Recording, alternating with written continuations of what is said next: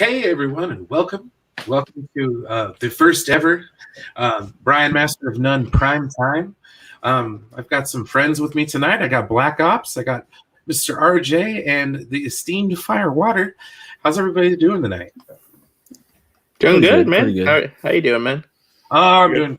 It's been the end of a long day, so kind of really don't know what's been going on too much. As far as what's been going on for the day, how's everybody doing today? Y'all doing good? Yeah, pretty good. No complaints. Had a busy weekend, but I'm glad to be busy. So, no, honestly, it helps the time go on it. Yeah, absolutely.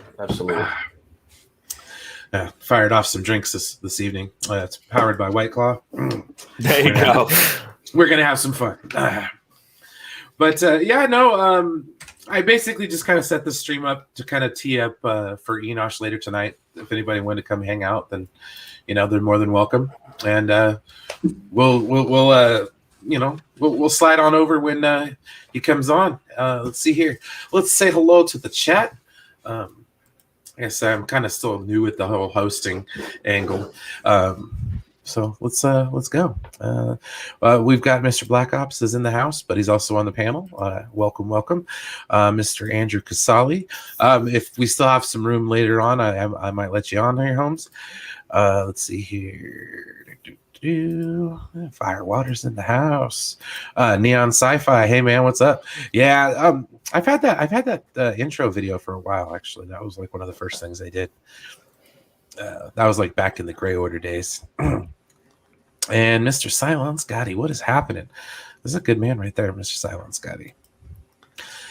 But let's see. No, I came home, and as you guys know, I'm a huge Star Trek fan, so trying to see what is coming new as far as that goes. I'm glad to see that they're going forward with Tig Notaro as Jet Reno in season 4 of Discovery. In season 2, that's awesome. She was amazing in season 2, man.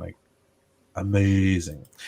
And I really liked her in Army of the Dead as well. So it's good to see her back. Yeah, I didn't even know she was in Discovery until I saw she got cast in Army of the Dead. I'm like, oh, what's she been in? It's like, oh, Star Trek Discovery. That's cool.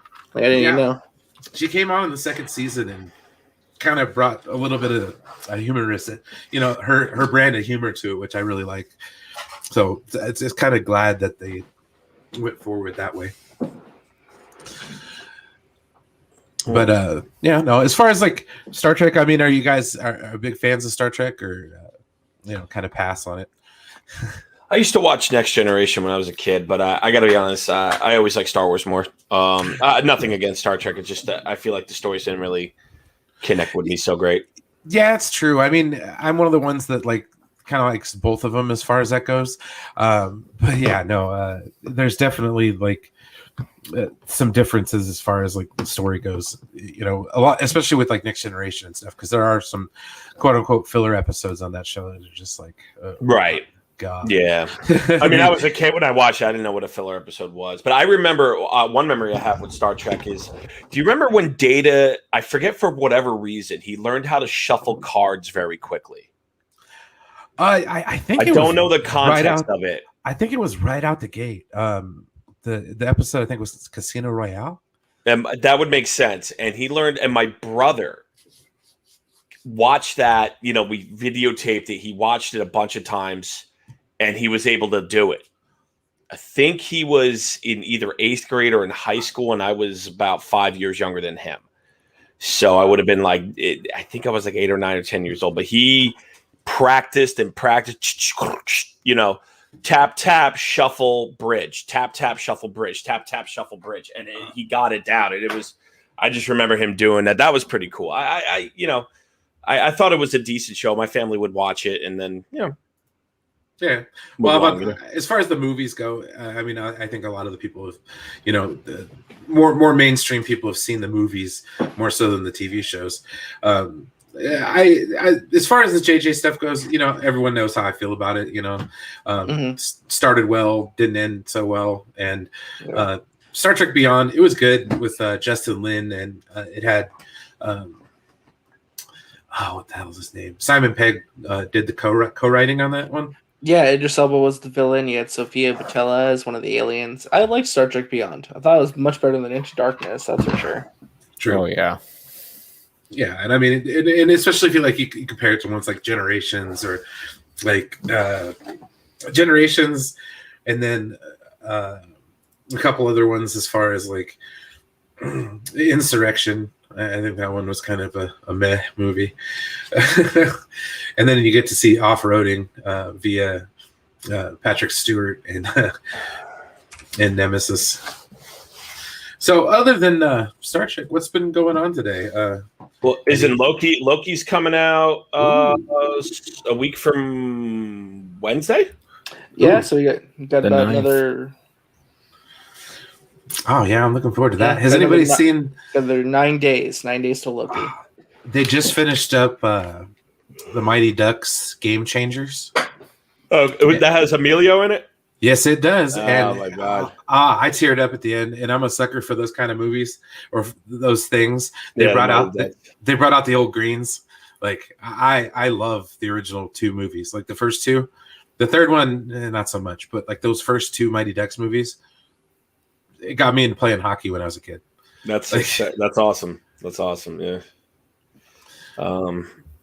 But yeah, I mean, Army of the Dead. Apparently, they're releasing a lot of like support materials for it, like making of. There's a book coming out, and I think kind of like special features DVD without the DVD, if that makes sense. And it seems like Netflix appears to be all in on Zack Snyder there, which I am. Ambassador, what's up, man? I say, you know what? If HBO Max doesn't want to do business, then so be it. I think it's a mistake. Yeah, I mean, maybe they'll change their tune and get them. Yeah. You know, Well, I don't know if you guys saw, but there's take this with a grain of salt because it comes from Daniel Rickman, and we got this cover. It did cover his scoop, but Daniel Rickman said like he's heard rumors that Warner Brothers is kicking themselves for not taking on Army of the Dead and letting it go to Netflix. Like apparently they're pretty upset about it.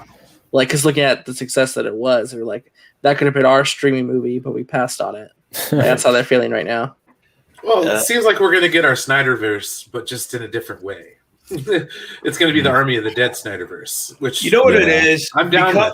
Because he's barring any scandalous streams aside, he'll go on YouTube channels.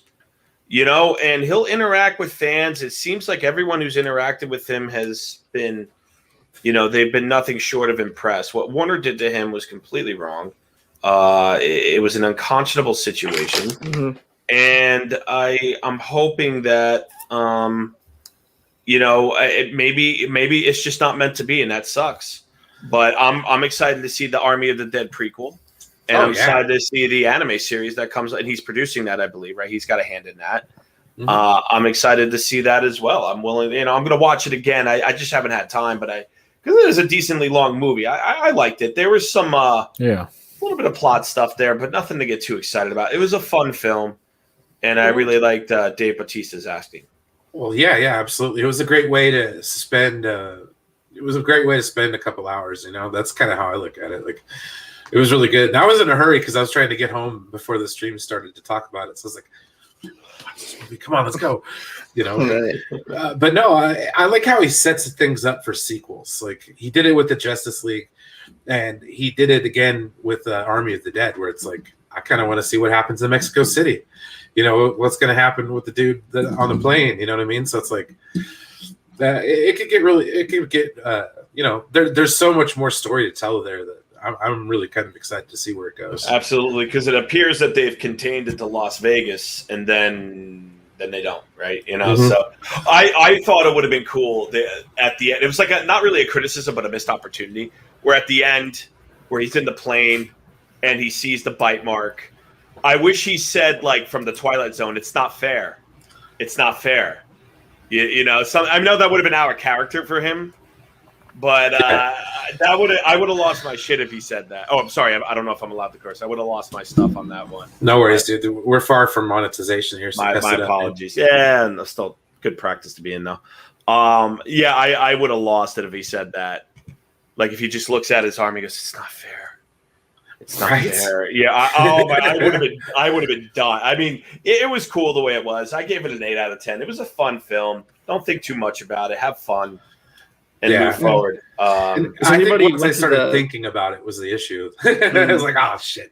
Has anybody been to the theater lately? Because Cruella and A Quiet Place Part 2 came out. Bro. And A Quiet Place Part 2 was blowing up the box office. I was very surprised. It opened to about 58 million. Not surprised. Not bad considering. It opened pretty much on par with the first movie, so that's very good. Yeah, I saw the first movie, but I wasn't too impressed by it. I mean, I watched it and I was like, because I love horror movies, and then after watching, I'm like, you know what, this is like an okay horror movie. It's not like great, but it's not bad. That's kind of like how I rated it. Okay. You're talking about Army of the Dead, right? Oh no, I'm talking about A Quiet Place. A Quiet Place. I'm sorry, my apologies. I saw A Quiet Place. I thought it was impressive. I got to see the second one. Yeah. Maybe I'll take my wife to it because she was a fan of the first one. Usually she doesn't do like suspense horror, but she liked that one. She's a John Krasinski. She loves Emily Blunt, and she likes John Krasinski. Yeah. So she gave it a chance. So we'll probably go check it out. I still haven't seen the first one yet. It's on Paramount Plus, I believe. I'm not a horror aficionado by any stretch, so like that's never been my gig. Yeah, I've seen way too many. I'm a big Saw guy, and I can't wait to see Spiral. I'm going to wait for that to come out because I can't drag my wife to that one. And I think it's already out. A lot of my friends, they're not really into theaters yet, so it's like I'm not going to go by myself. So I'll wait for that to come on Amazon or something like that. I'll buy it digitally, and because I buy every Saw. I love Saw. Yeah. I'm not really a big horror guy, but I like Saw. You know. Yeah. Other than that, it's been kind of like quiet. I mean, there are rumors that we're getting a Spider-Man No Way Home trailer either tomorrow or sometime in the next 2 weeks. So awesome. Apparently, when is release for that, RJ? Spider-Man No Way Home comes out Christmas 2021. So a few months. Okay, so 2021. So I mean, 7 months out. Yeah, I guess I could see them trying to hype it up. You know. Yeah. 7 months seems. Apparently, the trailer is being sent to theaters right now because it's going to play in front of Peter Rabbit 2 because that's a Sony movie. Yeah, Peter Rabbit 2. Yeah. Wow. Take the kids to go see that so you can see Tobey Maguire on screen. I'll go check out Spider. I'm a Spider-Man guy. I enjoy the franchise and everything like that. But I'm excited to see Loki. I mean, Loki looks like it's good. I wasn't even the biggest Loki fan. I mean, I thought he was a good character, and I thought Tom Hiddleston did a great job of it. But I'm like, Loki, I could take it or leave it. But then I saw a couple of the trailers. I'm like, oh wow, okay, this is something. Yeah, I think that show's gonna blow up in popularity. Someone for hashtag cancel Disney Plus, right? That worked out great.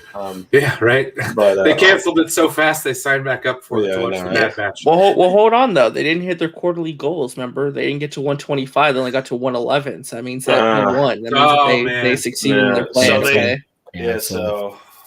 Industry failures right there, guys. It failed. Industry failure. There are a bunch of morons, and they're so stupid there, right? Cancel. Yep. Don't know what they're doing. Have no idea. It's all Captain Kennedy's fault. Yeah. Man. But no, it sounds like it's pretty good. What have you been looking forward to there, Mr. Brian? Well, I'm looking forward to the conclusion to the Bad Batch. About 5 episodes in. As far as anything theatrical, probably Black Widow. I'll be seeing that when it comes out. I'm more of like a tentpole guy. Like I'll go to the theaters for a reason. You know what I mean? So like anything small, theatrically speaking, I pass on. Which really it's kind of a bummer because now I work in the same shopping center as like one of the biggest IMAXs that we have around. So, right. I'll be going back to the IMAX. That's pretty cool. The last movie I saw in theaters was Rise of Skywalker. So, really, that long ago? Last movie I saw in theaters was Knives Out. Oh, there you go. Last movie I saw better than Rise of Skywalker.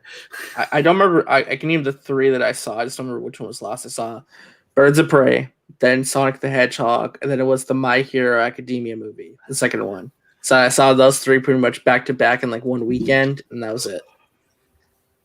Yeah, because I was gonna go see Onward in theaters, but that was like right when the pandemic hit, like the guidelines, the lockdowns. So it's like it was that very same weekend. So it's like, nope, can't go. Dude, Loki's gonna be awesome, man. Like I can't wait. Every show that they've put out so far for the MCU connection, like, is where it's at. Like that's one thing I like about it, and I'll touch upon the Star Wars thing a little bit from the other night, but like that's what I like about Star Wars is it's a linear, it's all one through line, you know what I mean? So it's like, oh man, that's great, but there's stuff to fill it in between. So like even with the comic books, like the Star Wars run or whatever that they did, where it kind of connects in between A New Hope and Empire Strikes Back. So like it tells a story about how Darth Vader finds out about how he finds out that Luke is his son. I guess it involves Boba Fett and some other stuff. That's cool. Yeah, so no, it'd be pretty interesting. And not only that, but has anybody seen the last episode of The Bad Batch? I did. I watched. You could talk about it. I just don't do the animation. I tried to watch 3 of them. It's the only kind of style of animation I can actually do. Like Resistance couldn't do it. Like I was this. I love the 2D micro series that was on Cartoon Network. I actually rewatched part 1 of that. I'm looking to do part 2 soon.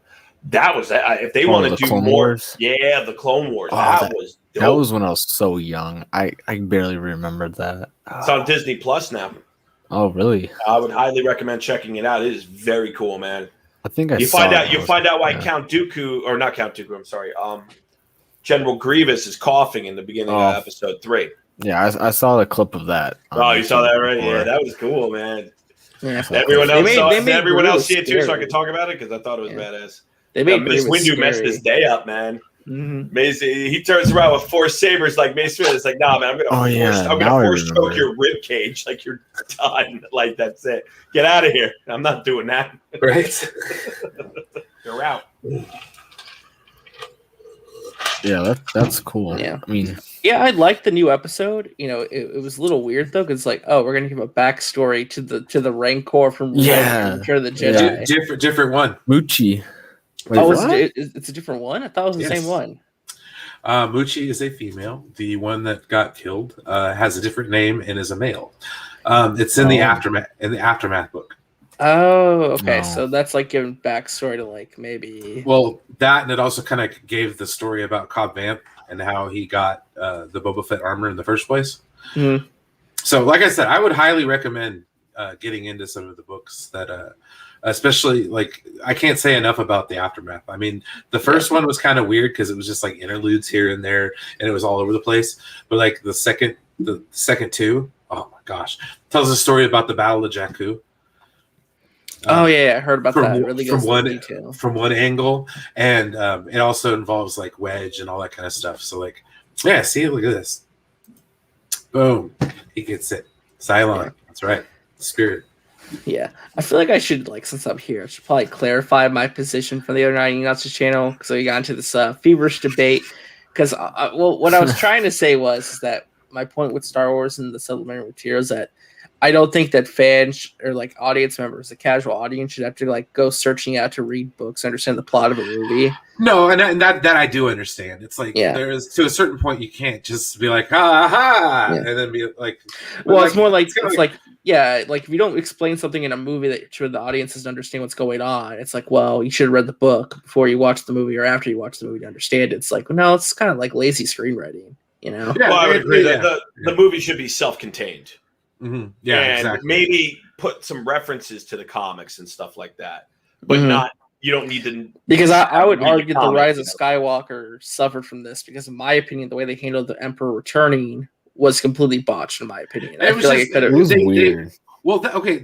This is my problem with that movie, and I'm sure some of you guys will agree. It just felt rushed. It was Yep. Well, we gotta get to the next part. Well, we gotta get to the next part. Oh, okay, the next part. So it's just like throwaway lines. They should have made 2 movies out of it. Yes, exactly. They should have made 2 movies out of it. Well, to be fair, probably just wanted to finish it. To be fair, Firewater, it would have been 2 movies had The Last Jedi not been the movie it was. That would have been the second movie to tell that story. In my opinion, and this is why I'm critical of George Lucas, is that don't let somebody else finish your life's work. Nobody's going to do it like you can. And because that's why he had to be on every set. He needed to make sure it was to his liking, you know, and all the people that work for him. I heard he was tough to work for, but he was a good, you know what I'm saying? He was a good employer. Like, he demanded excellence from everyone. And what confused me is that he sold it to one of the largest studios on the planet when he didn't really care about money, because I believe he donated most of his fortune, right? Yeah. Like over half of it he donated. Right. I mean, that's a crap load of money. He could have. I wish he would have maybe gave like half the company to like Filoni, and then made sure all of his kids had a piece of it. Because when he retires, and be like, look, Dave, take care of my family, you know, and stay true to the vision. And I think Dave Filoni would have done that. He would have got in people that would have honored that. See, that's what I didn't understand. Like, if you know, what did the price tag matter if you were giving it away anyways? You know? Yeah, for the most part, makes sense. And yeah, Black Ops, that makes a lot of sense, dude. Like, they that was the thing. It was like, get them out. You know what I mean? Like, well, they just spent a lot. To be fair to Disney, Disney, they return on investment. Yeah. Well, they just spent a crap load of money. Yeah. And you have to justify the stockholders why. Well, we're getting this movie out in a couple of years. Okay, all right, cool. Have a good night, Ambassador. Okay, but when was the date that Disney bought the franchise? And then 2013. And then Force Awakens came out in 2015, right? Correct. Mm-hmm. Yeah. So that was like right. And remember, with Force Awakens, they tossed out the original script. The original screenwriter was Michael Arndt, and they got rid of his script and they brought in JJ and Lawrence Kasdan to patch it up. You know. Well, to be fair, and again, not that I want to be defending Disney all the time. To be and full disclosure, I am a shareholder of Disney. I do have a couple shares of stock. Just so full disclosure there, but. The backlash with the prequels was very strong. A lot of people forget that. George Lucas quit because he kept getting dunked on. He quit after Red Tails. I mean, I think he produced one more film after that because he was under contract. But after that, it was like, I think it was Strange Magic, something like that. Yeah, he said, "I'm done." These fans that he created ultimately turned on him. He created a monster. Oh my gosh! You know, and it just they turned on him. I mean, the people versus George Lucas. Mm-hmm. Have you guys actually watched that documentary, by the way? Oh, several times. I was like, oh man, it's terrible. Like, it was the fan. It was an unmonetized version of the Phantom Menace, right? You know, effectively. Yeah. Pretty much. Yeah. You know, except it's weird because the Phantom Menace is like really prequel apologists. So like, some of it's hard to understand.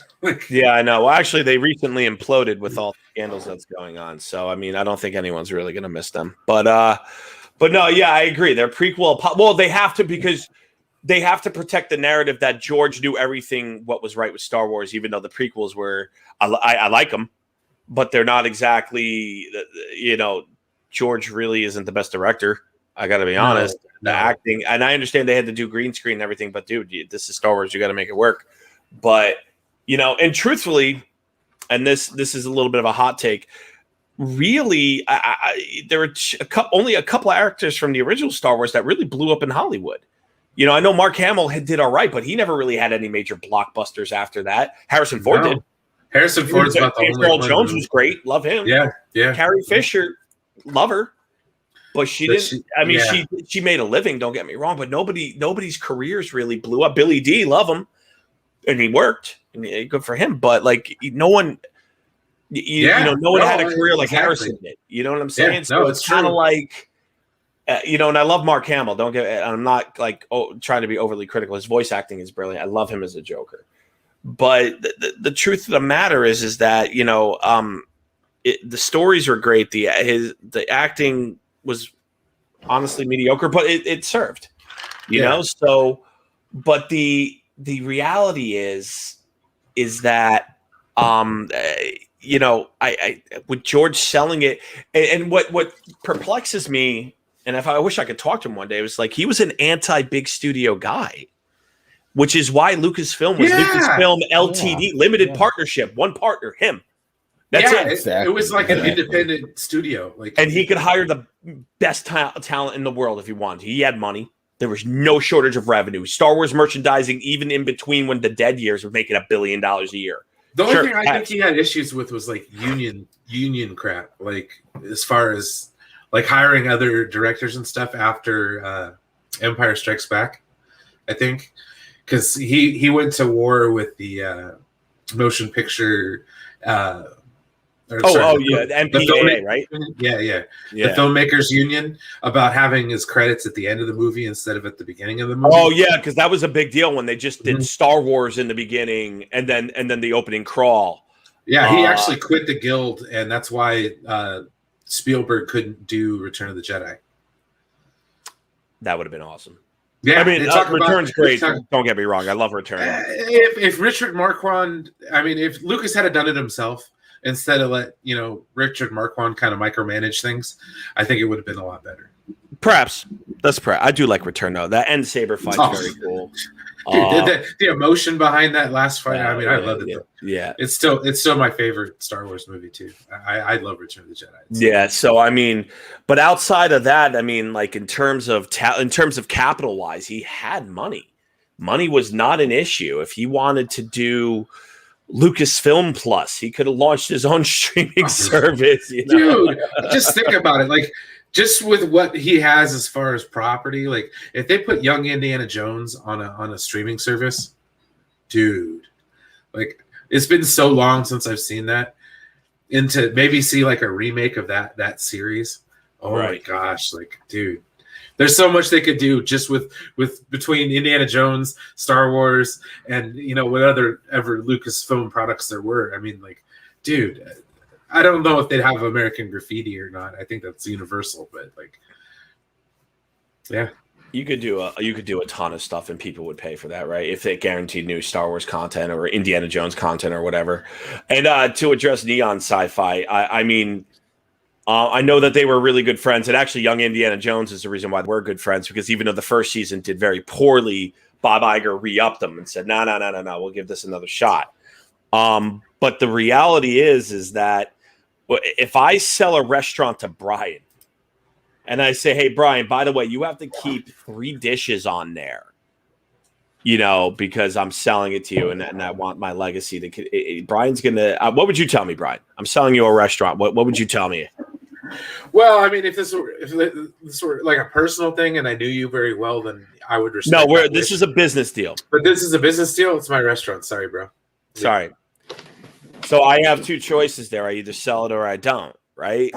To me, if I'm spending $4 billion on something, you don't get to tell me what to do with it anymore, and I'll live and die by that. And maybe I'll make mistakes, and maybe all these things. Yeah, it's like the little kid that like trades his toy away, and then like 10 minutes later is like, "Can I get that back?" Like, yeah, no, you traded me fair and square. You're playing with it wrong. I know, right? But that's what I never, and that's why it would always perplex me, because he was anti-big studio and he lived it. He lived it legitimately. I mean, he's even said it. Like, I sold it to the biggest. What was it? The white slavers. Yeah, white slavers. Oh man, like so he enabled white slavers. Yeah, because ultimately, and now he's profiting off of white slavers. I thought he was a progressive guy, man. What the hell, George? Yeah, but I guess it's okay when you yell about it, as long as And like I say, Make sure the check clears first, and then hit him with the racist, right. Accuse them of the white slavers and everything. I mean, like, I just don't understand why he wouldn't. It would have been so cool to see him like, look, I'll never sell, and I'm going to pass it on to somebody who will never sell. That would have been cool. But he sold it to the largest. I think Disney is the largest studio. Is that fair to say? Yeah. With all now they are. Probably. I'd find it hard to argue against that. I don't. Let's just, first argument's sake, let's call them the largest studio on the planet, or top. We'll say top 3, just to It used to be Warner Brothers until the Fox acquisition. Correct. So he sold it to them before that. So let's say a top 3. To be fair, a large mega studio, and he sold it to them. Why? That's what always perplexed me. I get it.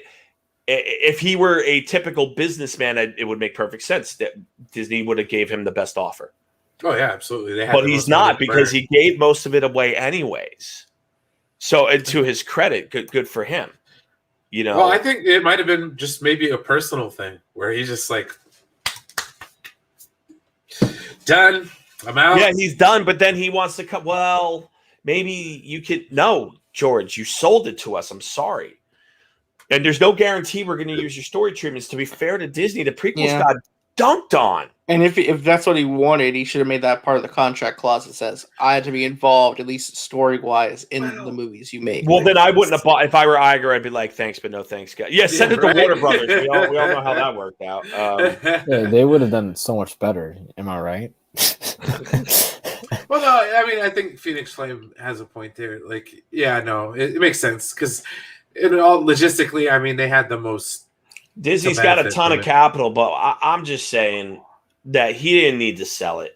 The studio was very solvent. For what I heard, he had very little debt. He only had a few $1 million in debt on a multi-billion-dollar. That's an electric bill.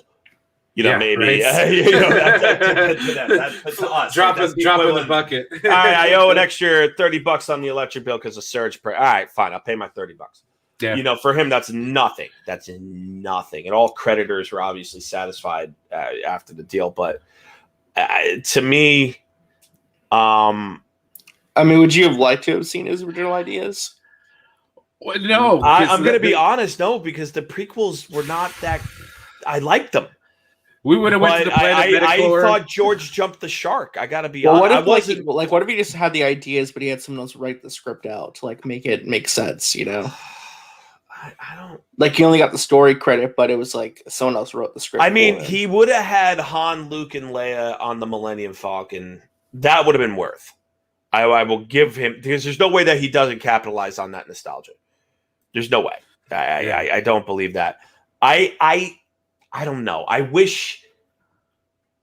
I understand what he was trying to do. He was raising a kid, and he was building a museum. That was a passion project. He put in his time. He was retired. I get it. I really wish he would have passed the company off to Filoni saying, take care of my kids. And I don't think Dave Filoni would have been like, well, when George is gone, you guys are cut off. You're out. You know, no. He wouldn't have done that. He would have done the right thing. Oh. And then let Filoni hire everyone. I need an executive. I need a president. I need people that can run stuff. And I'll do the creative, but I can't do everything myself. So he could have. George could have helped him transition into that and then get the right people. There's no way that he couldn't have. Well, and not only that, but I think, let me see. Well, it says that I just looked it up. He didn't even write Empire Strikes Back. Like he was involved creatively, but he did. Lawrence Kasdan and Leia Brackett wrote the screenplay. Right. Yeah, that's what I'm saying. Like he provided the story ideas, but someone else wrote the script and took care of like the actual like script for the movie. Unlike the prequels where he did story and script. So no, that's true, but he does now. And that's why they gave him a fat promotion. So hopefully they got somebody in charge of creative that, you know, knows what he's doing. Yeah, by the way, he got promoted underneath Kathleen Kennedy. Like she had to approve that promotion, FYI. So he's not going in there to replace her. Just, you know. Yeah, I mean that's like a fandom Menace talking point. That's a dead meme at this point. I know. Yeah, they didn't have a very good half of 2021. Yeah, much like the actual Fandom Menace itself, that argument is dying. So yeah, dead in the water. Well, the thing is like Kathleen Kennedy like produced our childhoods. It's like every movie that you could have imagined had a Marshall Kennedy production in front of it. So it was like, yeah, let's see. It took over. Yeah, I'm just, like I said, it perplexed me. It's like, don't let anyone finish your work, man. And in a way that's almost like he wanted his cake and eat it too. It's like, you don't get to sell your company and then tell them what to do with it. I'm sorry. Well, that's not like, how it works. Well, it's kind of what happened with Star Trek and Gene Roddenberry. It was like Gene Roddenberry wrote the screenplay for the motion picture. Mm-hmm. You know what I mean? And arguably like the most dull movie ever made, like ever. So like after that they pulled the reins back, they took it away from him, and then they ended up in and that kind of hurt Gene Roddenberry in a lot of ways. Just look at how he responded to the first season, Next Generation. He was like very controlling over that. Oh, he was pissed. He was pissed. He took his frustrations out about the first movie out on Next Generation and the executives and the actors, in my opinion. Like he was super controlling of the writers' room and what they could do, what they couldn't do with that show. And it wasn't until sadly he passed away where they could like stretch out and fluctuate their freedoms a little bit and make the show as great as it ended up being. You know? Oh yeah, absolutely. Well, no, and that's like why, like one of the things that this is the video that broke me from the fandom Menace. Okay, Doomcock came on and was talking about rules of canon and like nothing can be told without the original creator, and if it is, it's a bastardization. So it's did he really say that? He really did. So I'm like, I went in the chat and I'm like, so everything Star Trek other than the original series and the first motion picture is not canon by your definition? Did he ever respond to that? I didn't say that. That's what you said. Yeah, come on, man. The quicker people find out these people are a fraud, and that's the difference between Snyderverse people and Fandom Menace. The Fandom Menace want a negative product. They want a product without SJW politics. What does that mean? Operationalize that definition. What does that actually mean? And then they'll tout Joker as one of the greatest movies. That was basically an Antifa fan film. Are you kidding? Dressed up in masks, burning down the city, movie. And eating the rich. You get what you effing deserve. Yeah. Are you kidding me? Mm-hmm. But Joaquin Phoenix's Joker really was a thing about mental health. The Firewater, their argument isn't that. They just like Joker because it got people up mad. Because remember, there's all controversy. Oh, yeah, because they were going to cause mass shootings. Yeah. That's what they like the politically movie. validating. Yeah. So, I mean, at the end of the day, they're bankrupt. They don't actually have actionable criticism. And they don't have any purchasing power either. I think they do, but they don't. Well, yeah, it's cute. But, No, that's the whole thing. I always say when it comes to sports, it's like, how many SJWs watch football? Probably not. I'm assuming none. Then why? I don't know. That's a great question. It's highly diverse. It always is. I mean, if you look at the diversity on the teams, usually they're mostly black. I would say 75%, right? Yeah, I would say like in the NFL alone, the race disparity in that is completely skewed. You know what I mean? So it's like, no. And the funny thing is like Matt talked about this last night with RJ. These are Star Trek fans that are making these criticisms about wokeness. Mm-hmm. It just boggles my mind because it's like, dude, because that's what the show was from its conception. Star Trek was always woke. It's always been woke. So it's like, how could you say you're a fan of Star Trek but not like it now because it's too woke? It's like, bro, go back and watch Deep Space Nine. Like that show is woke as hell. Yeah, and there's a difference between hating woke stuff and just not liking the writing too, though. Like you don't enjoy the writing, it's true to the show and the spirit of that. It's different. But I didn't like The Last Jedi because to overshadow it. I don't understand the political criticism of The Last Jedi. I understand that the story had massive holes and Canto Bight was a wasted sequence. Looks visually stunning. It looked absolutely gorgeous. But I don't understand.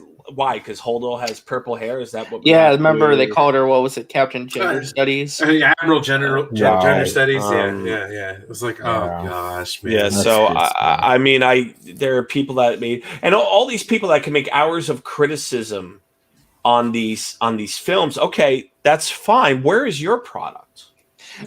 Is that a 100%? Hold on. I grinds my gears. Is that a reference to Mahler? Anyone who does it, there's people, they make a YouTube video dunking on something they could never create themselves. It is easy to crap on things, but not easy to Mahler, did you guys watch his Snyder Cut video? It's like 5 hour long. No, I don't have that I don't have that kind of time or that kind of interest, dude. No, I haven't watched this since, what was it, The Last Jedi? Yeah, I don't like. I'm waiting for them to come out with. I would love to see Geeks and Gamers make a movie. Please do. Please. Didn't World Class BS make a comic though? Yeah, that failed miserably. He got it out like 14 months late and didn't even deliver everything. No legitimate business operates that way. I'm sorry. And he said he was talking to lawyers like he's going to sue. Get that? You can't even pay your rent. You're not I going to remember- muster up 50 grand for a fucking civil suit. Shut up. I remember him talking that comic book up, and then was it the writer Stephen Waltman or whatever? It was like, I'm gonna make a book about this. It's like, oh boy, Captain 5 volumes. Yeah, he imploded on Twitter. And it's I'll give him this though. I will give him something to his credit there, Mr. Author. He's focusing on indie entertainment. He's fed up with Hollywood, and he says the way to compete is you got to support indie. You got to support indie creators. So I will give him that. He seems to be focusing on that path there. I will give him credit for that. But his whole 5-volume thing, that was a joke. He got 1 book published. Okay, I thought he was going to get 0 books published. So he beat me on that one. But man, it's and apparently the second one was too cheerleadery. And it wasn't really like a documentary. they think too highly of themselves. I think they got lit up. I think it was a series of bad events that occurred. Like they got lit up during the Zack Snyder stream. Well, that exposed the hubris. Like, man! And then the reactions afterward when Jeremy in that stream was throwing gasoline on a fire. Well, that just started chain reaction events. The Midnight Edge stuff, the geeky pixie stuff, just like nothing but bad stuff. And then Jeremy knew, but I'm a great leader, so we don't necessarily do anything unless we know 100%. It's like, dude, you could have spared some people some money. His response was not great. Yeah, he's. If you have to call yourself great at anything, then I challenge the validity of that statement.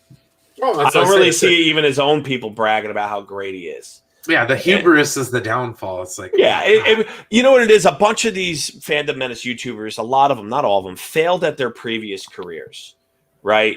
What's his face? Wanted to be who's the QAnon one? Oh shit! Is that Josiah? No, Josiah. He's like a QAnon, or at least let me rephrase. He appears to be a QAnon one. Though I don't get sued. Right? I know. He wanted to be a filmmaker. Yeah, there's that Odin guy. Odin's a failed stage actor. You don't think they have an axe to grind? Yeah. You know what I'm saying? You don't think they... Oh, yeah, Phoenix Knight. I'm paraphrasing that quote. Good man. He got it. That's it. That he's got it hands down. I was referencing that. I just forgot the quote exactly, so I didn't want to butcher it, but very good. But no, and I do find that fascinating. I find that... a lot of so they go on YouTube and just bitch about the thing. I hate Hollywood. I was like, you can't hate them that much because you make a living off of them. Yeah, if it wasn't for Hollywood, you would have no. Yeah, you'd have to go back to working whatever job you were at. They had to go back to flipping burgers. Yeah, and there's no shame. Everyone's got to earn, dude. But I mean, like, there is hubris, there is arrogance, and to be fair, a lot of people tell them probably the top tier ones that they're great all the time. That whole thing with Mary Berry, I want to have sympathy, but it was a digital relationship, not a real life one. All you had to do is hit block. And it all goes away. Simplifies. And you said that about, hey, due to creative differences, I'm leaving this show. But no, can't do that. You tolerated that for 18 months. I have to question what the secondary benefits were of that. Yeah. He told me I was a star, so you thought the money train was, the money faucet was going to get turned on soon. Clearly, it didn't. But it's, it's just a big mess. I'm glad that it's basically coming to an end because there are a lot of OG members that want out. I'm not going to name the one guy, but this poor kid had a mental health breakdown over Fandom Menace drama, and I'm like, you're getting near hospitalization over fictional characters. Yeah. Man. We have to reevaluate things. This should be fun. Talking about Army of the Dead is fun. Talking about the Snyder Cut is fun. Talking about Star Wars in the right company is fun. Else it's a chore. Yeah, no. Else it's a chore. It can get a little heated. Here's the thing, though. This is how I look at it. I think the name Phantom Menace is dead, but those channels are not going to go away. They're going to leech off other fan bases. No, but they'll just adjust. Well, if you notice, they've been going after Marvel a lot recently. Yeah, Marvel. They're just reinventing Marvel's dying. Marvel. Okay, man. They just 2 years. When did Endgame come out? 19, 18, 19. When did it come out? 19? 2019. Yeah, okay. It just said yeah, but they're dying. Okay. Well, apparently the Okay. pandemic is going to kill Marvel and its hype and momentum. So Okay, well, just Really? Falcon and the Winter Soldier was the most viewed show on Disney. Well, hold Plus, on though. The viewerships dipped during the episode 2 BLM moment. Okay, so according to Doomcock and his sources, that's what happened. Yeah, that's So what it's they dying. used. That's what he burned his source on. People at like 5 people at the company that know what that is. Oh yeah, take it with a grain of salt. Yeah, okay, yeah, take it with a grain of salt. But I have agents. I have That's, sources. Mickey Mouse gives me sources. my sources. Huge Yeah. grain of salt. It's just going to be interesting to watch what happens next. 'Cause to me, it seems like I think the Phantom Menace or the former Phantom Menace are trying to hijack the Snyder fandom in a way. No, No, but I saw that from day one. I was just like, the Why not? challenge is Yeah. the Snyder Yeah. fandom will call that crap out. They have no shame in calling out bad saying, actors. sure. Yeah. Phantom Menace like- was Don't yeah. Ask, Don't Tell, and apparently Stephen Walton said he was a hypocrite for the past 2 years, which means he knew some stuff and he didn't say shit. But he'll call Hollywood out on it. Yeah. You know, all these people, a lot of these people are just weak individuals. They shouldn't be taken seriously as people in terms of their entertainment opinions because they're all in it just to trying to get money. I mean, and you it don't see works. the fandom going in like a negative direction. No, Snyderverse will be fine. Call out bad behavior, disavow the bad stuff. Phantom Menace will never do that. I just see a lot of arguments for, like the Snyderverse fandom. There's a lot of gatekeeping. Like certain people at the top, there's a hierarchy of power. Well, it's because it's fractured. I mean, let's be honest. Like, how is somebody going to control whether I'm a fan of the Snyderverse or not? Oh no, they don't control you being a fan. It's more so about your access and what like your level of stature within the fandom. Like, well, there's are you hierarchies somebody in or anything, nobody? man, you know. But I mean, I guess I don't know.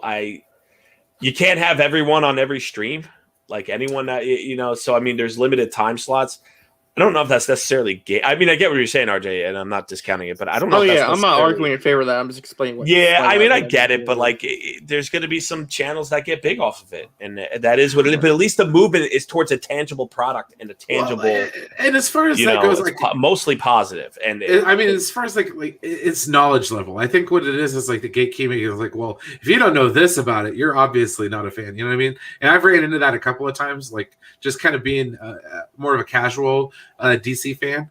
But for the most part, it's been the most accepting group that I've ever been a part of. Like, I was shocked to find myself a part of the poster that, you know, it just made me think about, like, you know, what impact I've had as far as, like, just being involved with streams and stuff. So it's like, you know, we all make a difference when it comes to, you know, and that's the difference between like Snyderverse, like because most people enjoyed it, some people didn't. That's fair. You know, I don't have anything against anyone who didn't like it, but every like Star Wars stream is just like, oh my god, can't believe what Disney did. It's the opposite end of the battery. Whereas, you know, the Snyderverse is like, oh man, oh my god, what if they did this in this movie? What if they did that in Justice League 3 or 2 or whatever?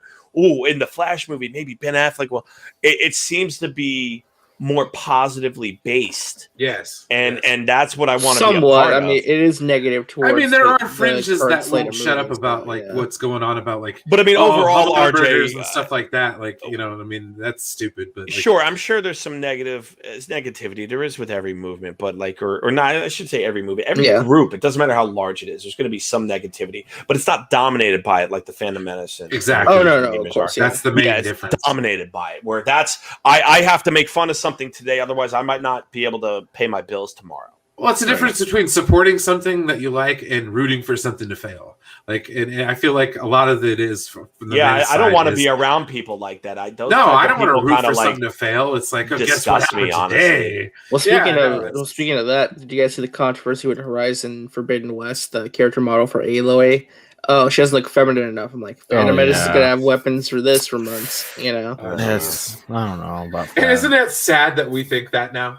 It's like, I saw that. We see something, a news story, and we're like, oh god, what's the Menace gonna say about this one? I saw the tweet and the reaction it got. They got like the guy got ratio on Twitter. Like, if you caught Jarbo's stream, we were talking about that 20 plus, there are 20K plus quote tweets, and there are some people from the industry saying comments like these and people like this are why at companies we don't look to hire fans. It's like, there you go. The Phantom Menace is going to have ammo for months making fun of this video game. Nah, they're not, you know, because like I said, nobody cares. They're bankrupt. All of these people that were kind of like insiders in the Phantom Menace, they knew what was going on. And of course they didn't say anything. They're trying to get the trying to get that grift going. Trying to Of get that course, they didn't bonus. say anything. The bonus. Especially hard to hate on everything when you like The Mandalorian. It's like, Exactly. they're trying Star not Wars to. is in a good place. God awful, Minus but- the Gina Carano firing, which I disagree with. Yeah, But temporary. she The yeah. Gina firing was a blessing to them, I think, because then they could finally attack the Mandalorian and get monetization. Like they actually get a crowd eager to hate on it. Said Gina Carano. They said Cara Dune was a Mary Sue, and then she became politically validating, and then all of a sudden, all the plot difficulties went away. It's fascinating how that works. Yeah, I mean, yeah. you know what it is? Over time, these movements don't last because you got people that co-opt them, and then you got like the people that make it, and then you got the haves and the have-nots, and the have-not YouTubers are bitter towards the haves. Like Mary Berry, she put 18 months in her life thinking she was going to be this YouTube star. I don't know. She was the one from Midnight Edge, correct? Correct, yes. Okay, I yeah. don't know what she was thinking, and I'm not trying to be mean. I'll be honest, I never even heard of her until that whole time. I don't. She did the toxic femininity stream or whatever. That's fine. I've seen some of her work, and I'm just like, I guess people are attracted to this. Okay, I'm not a YouTube expert, but I can't say. Yeah. Well, if you know how to work amazing. the algorithms and you know what to. Yeah, but content then I guess she doesn't because I don't see her channel blowing up anytime soon. Yeah. And then you see that she has personal struggles, and my attitude is this: is like, look, I get we're in the middle of a pandemic, but if you're worried about housing, bitching about Lucasfilm is not going to solve that. It solves it for other people, but not for you. You got to go out, you got to get some work, or you got to seek some assistance. You know, I just feel hard, like, it's just coming. It's just coming. My big break's coming. The Last Jedi was a small thermal exhaust port 3 meters wide. You know, that's what it was. And they fixed that flaw in the second one, didn't they? Yeah. No, it was the Holden. It was the Holden maneuver. You know, it's a once in a lifetime shot. You know, exactly. That was it. That is gone now because there's never going to be another iconic franchise like Star Wars in terms of its stature. There's going to be lots of iconic franchises. You don't think that the MCU could be their next big target though, where they could actually mobilize? Because they can't fake the funk on it. They tried with Brie. It didn't work. Well, no, they're still trying to though. I mean, look at how they're reacting to the Eternals trailer, Miss Marvel, and all this. So, like, our Falcon Winter Soldier, they were really attacking that for the woke politics in that show. You know. Okay. Actually, it was the Antifa people lost. America won. Yeah, I know. Like Tim Poole himself. Like I don't. Yeah, and then it's super woke. Like you don't know what you're talking about. Yeah, he's like, put out your own product, not a commentary product. Put out your own product. That's my challenge to them. I mean, that's Stephen Walton's got the right idea. I think he's working on a comic book. Good for him. I'm not gonna. I mean, that's absolutely not me. Like you look at like Mahler or Critical Drinker or Geeks and Gamers, they get like almost 1 million views per video, especially like Critical Drinker, right? So it makes me wonder, like, how many people actually agree with them, though? You know, that's my question. I don't. The only reason I also watch Critical Drinker just because I think he's funny. Like, yeah, and maybe it's more guys with a Scottish accent. But my attitude is like, look, if you're gonna dunk on this stuff, hey, Geeks and Gamers, come on, Jeremy, you can't do a cap raise. There's enough angry fans out there that want this. I'll give EVS this. I think he's never mind, but I'll give him this. He put his money where his mouth is. He raised over $1 million. Good, that's impressive. That's impressive. Yeah. I mean that. Antics aside, he put his in a sense. He used Star Wars to kind of convert those people, get them angry about Star Wars, manipulate them, and to buy their product, and he did. Yeah. And it was successful. Good for him. But not everyone is like an EVS. Again, he actually has talent. These people that are super critical. Like, I'd love to see Jeremy direct or produce a film. Please do it. Please do it. Please. Like, dude, let's see what you can do so I can spend the next 15 months shit talking the hell out of it. You know, he released a music video which was absolutely garbage. It was in between 8 and 9. Stealing Solo is an abomination. Now they're doing Stealing Solo version 2.0. I guess people like being grifted. There's a lot of lonely nerds out there. Wait, how can they make a second version of the same story in comic? Like, what's the difference? It's probably what the first version should have been. So an actual comic? Yes. Oh, jeez. I mean, it's and Jeremy. I'm not part of the Phantom Menace. So you're on that Phantom Menace edition cover. That's fascinating. He saw that, and I love how Midnight's Edge privately disavowed the Phantom Menace and then didn't tell him. But you took their money. You took their money. You falsely validated them for a year. Yeah, what's been going on at Midnight's Edge lately? Like, how have they responded to the drama? I think Tom had some things. He tried to go into chat, but I don't think they're going to address it at all. It seems like they just kind of just ignored it. Just let it die down. You know what? Because they could use the what was it, the Hillary Clinton strategy, nuts or sluts. They're either psycho or they're super slutty trying to sleep for an edge. So that's the way I see it. I don't think they've if I were them, I'd be like, yep, no, she's crazy, man. Yeah. Becca Random is an honest name. She's really random, and we can't control what she's going to say. Very random. Yeah, I mean, I don't blame her for. Yeah, I don't. By the way, if I were them, I wouldn't say a word. Yeah. By the way, Brian, I still apologize for making you have to watch a Becca Random video about Brie Larson. I apologize. No, my thoughts on it. I remember when she was just a humble mod for Doomcock, like. This was years ago. Oh, wow. And I remember the roundtable discussions in the Discord when I was a part of that back in the day. And I mean, like, it's really, that's one thing that kind of bothers me. It's like, personally, they're really not bad people. Like I've spoken with a couple of them before, and they're just like, it's all an act. So it's like when I saw the Ryan Kinnell thing where he was basically just kind of acting one way on one show and then acting in a completely different way in another show, I was just like, oh, okay, I know what's up. They're actors at this point. You're heel wrestlers. You know what I mean? Like, you're gonna sit there and like trash talk the audience, the local town that you're in, call them a bunch of idiots, and then wrestle the good guy. You know what I mean? So it's like they've been doing this for years. So it's like, no, I get it. I really do. So does that mean Jeremy Griggs is Vince McMahon? Who's the Vince McMahon of the situation? I wouldn't say that. More like a Paul. He wants to be the bar. I think what Jeremy wants to do, he wants to be the Barstool Sports of like nerd entertainment. Mm-hmm. And I think he's gonna fall flat on his face. He couldn't even handle the Zack Snyder stream. How are you going to handle when something actually major, even more important than that happens? Like, get out of here. The problem with him is that he's lost all of his reputability. You know what I mean? Like, anybody his views are kind of down lately. The social play's not looking good. Oh yeah. And it's a fascinating case study for me. Like, if he succeeds or fails, it doesn't matter to me. It's just fascinating to see with people with a lot of internet bravado. Like, you saw Milo, if anyone knows who Milo Yiannopoulos is, he was on top of the world at one point, and then down. Boop. Oh, wait, I'm going to fire my lawyers mid-thing, and I want to renegotiate, and the judge is like, excuse me? And then make an offhand comment about some of the Yeah, he just dropped off. Well, speaking of those things, I'm going to wrap up here in a minute, but I want to kind of end by clarifying some of the stuff I said the other night when we were talking about.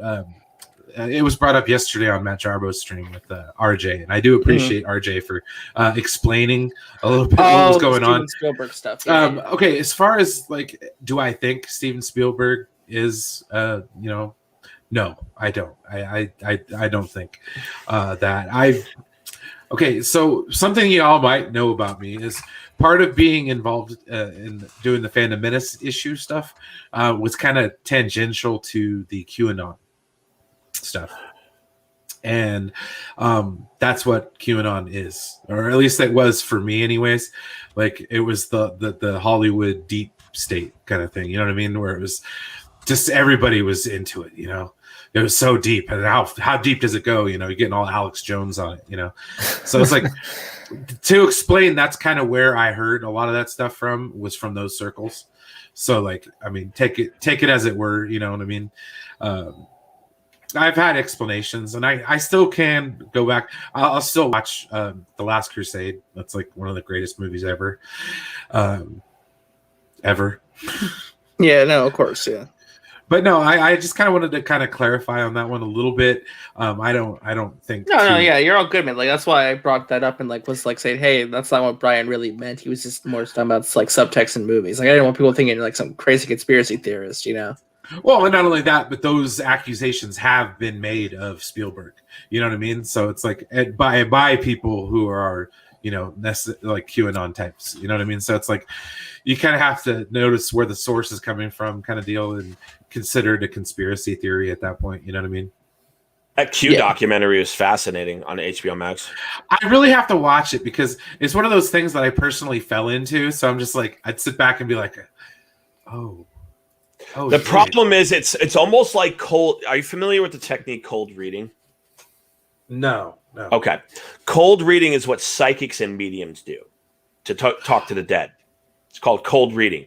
So basically, I say a general statement, and then you give me a hit, meaning you'll validate the statement, and then I'm able to narrow down. Penn and Teller. I did have a relationship or somebody named that. You know what I mean? Kind of crossing over type stuff. Yeah.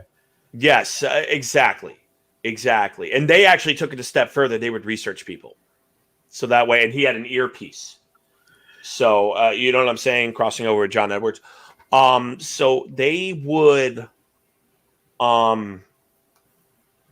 you know, so Penn and Teller did a bit. I saw them live in Vegas, and they did a bit like we're gonna read this person's mind right now, and they had a whole illusion set up. And they said this is the exact same technique that psychics and mediums use. They were all bullshit, you know, that, and they just flat out said it. We're using the same thing. That's what Q did. He would make statements generalized enough so that you can interpret it in a way that validates you. Yeah. In a way that validates you. Because a lot of it, I would argue most of the predictions did not come correctly. Yeah, Neon Sci-Fi is right, like a mentalist. And it's all illusion. It's an illusion. At least a lot of mentalists will say nowadays that, like, no, this is an illusion. This is just for fun. It's a little mind game. But there's some people that say they take it too seriously. But But the point is with Q and why he was able, whoever was in charge of the account was able to get away with it so long is because that people are getting scared. They're getting fed up. You know, and to a degree, I understand some of it. I honestly think cancel culture is overblown. I think it's more of a symptom of people being overly sensitive on the internet. Yes. Because people used to get fired for stupid shit all the time. So I don't know what's changed. Well, that's the thing. That's part of the reason why I've gotten off of Facebook personally. Like, I deleted it. I deleted it off my phone. I don't. I only have my Facebook there in case like a company that wants to hire me wants to look me up and look up my social media activity. That's it. Yeah, I mean, I've got a high school. Oh, you can't even publicly search me. My 20th high school reunion is coming up this year. Wow. We tried to do our 10-year. Crap! No, wait. I didn't even get a message for our. I graduated in 2001. I didn't get any. Nobody cares. I don't think we're gonna have it. I might just go down to Sacramento and go watch the homecoming game if that's the thing. But yeah, I was gonna say quickly, like to address Ambassador's question. I don't know. It depends on who you hear from. Some people say Max is definitely retired. Some people say he's taking a break. I don't know. He's taking a break. Yeah, that's what I know. He's taking a break. He's got some shit going on. I don't want to get into it, but he needs some time off. Yeah, he's just been guessing on other people's streams lately. He's just kind of like he's on like a midlife vacation, you know. Let's see here. Yeah. But Firewater, I was born the year you graduated high school. 2001? Yeah, I graduated 2001 and then 9/11 happened my freshman year in college. 2001, brothers. I was working at McDonald's. Where was I working? I was working. Where the hell? I worked a job when I was 18. What did I do? I worked in fast food first for like a local joint. I can't even imagine what it would have been like living young when that happened. Like your reactions, like felt like the whole world was coming to an end. Like it was bad. Dude, like crazy. I was like, I wanted to get home because I was like, what's going on? Like, oh man, I was glued to the TV because it felt like the world was coming to an end. Didn't it? Yeah, no, I kind of imagine what. But anyways, I don't want to get into that. But yeah, no, I hear you. But Brian, you said you were wrapping up.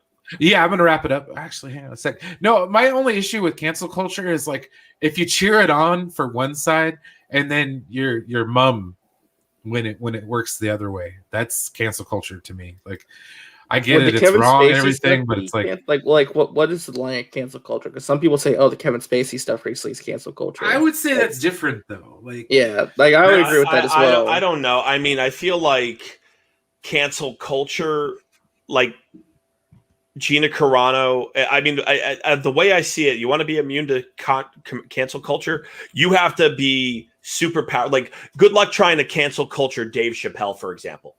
Yeah, exactly. Best of luck. Yeah, you have to have the progressive.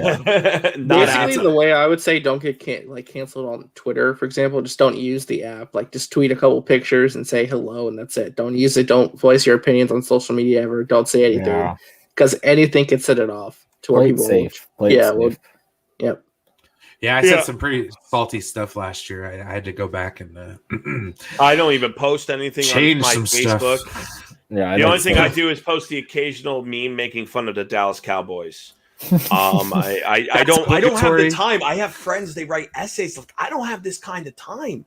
I like to come on streams and talk, and that's great. But this is late at night. I got to go to work tomorrow. Yeah, you know, I've been noticing a lot of people instead of Facebook, they're getting their news from TikTok. Oh, like that's like the new trend. Yeah.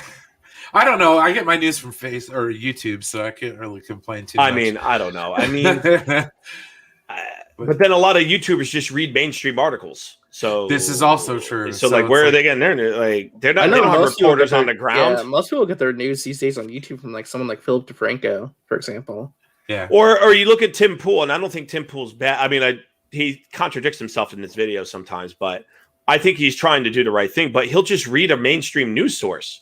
Oh yeah. And I was like, wait a give second. his opinion over it. It's like, yeah, it's like your team didn't do this research. You don't, and I know he's looking to get boots on the ground. He's small, but it's like you're not alternative news though. You're just reading. Yeah. Your alternative opinion. Yeah. It's different. Yeah. Yeah. By the way, Army Hammer, as Aaron points out, yeah, he's definitely getting canceled. Army Hammer's done. Oh, yeah. That dude's never working again in Hollywood. I don't know what Disney Fox is going to do with that Death on the Nile movie. Because apparently he's the main character, and it still hasn't come out yet. So I don't know what they're going to do. Yeah. Well, you know what? Probably, you know, I don't know. I mean, like Army Hammer did some crazy stuff, right? Apparently, I mean, like, is it proven or is it alleged? Well, the cannibal stuff, no. Some of the abusive stuff, apparently, yes. But the cannibal stuff apparently might be true. We don't know. Ooh. Yeah.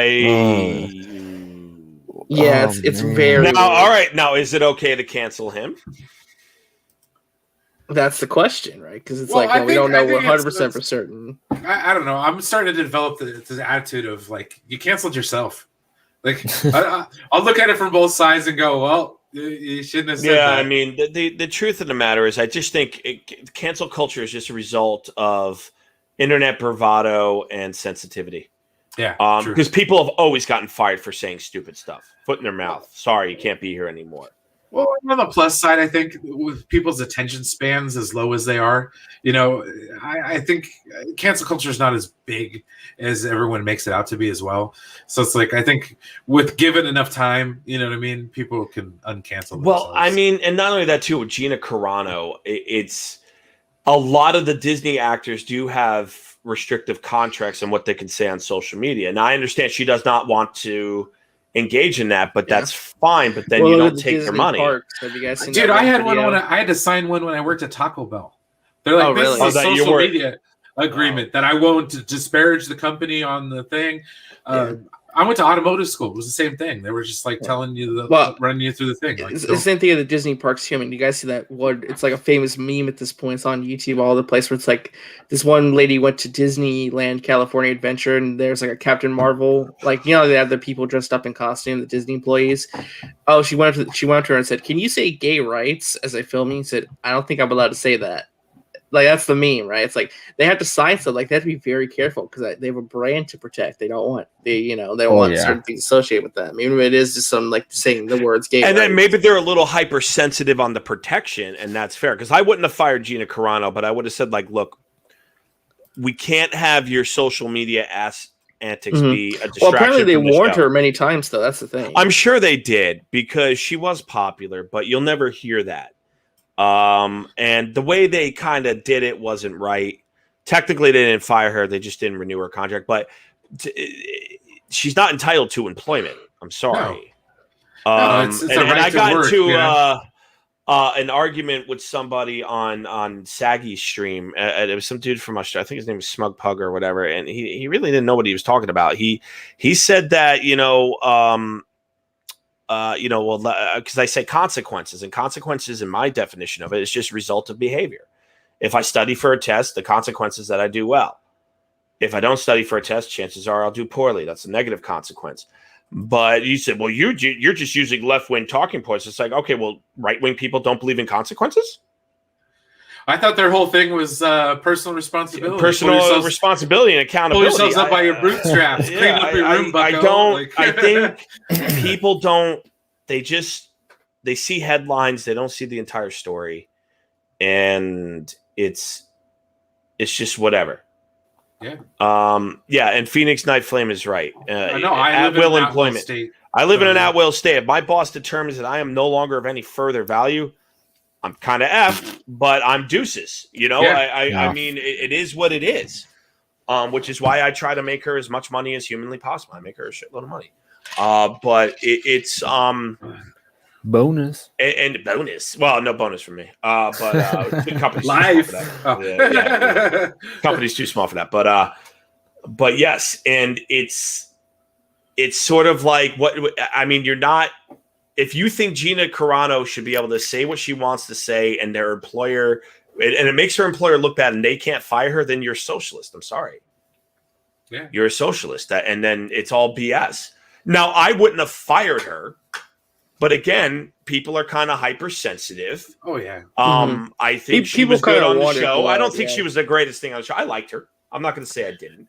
I thought she was cool. No, she was great. The show will go on without her. I enjoyed her character. I mean, it sucks. I want to see the continuation of her story, and I wanted to see Rangers of the Republic because clearly she was going to star in that for sure. Right? Well, like I said, I'm sure when things calm down, she'll be back. Yeah, but I don't know though. It's not like it's a James Gunn situation though. That's the difference. Like it's not like old tweets. Like she doubled down on it and then decided to go work for. The only thing Ben that would Shapiro. get me is because of a lot of the anti-Semitism stuff that's going on right now. Like I can see that being an issue. No, it's I've never seen a Holocaust reference work out unless you're actually detailing the factual events of said Holocaust.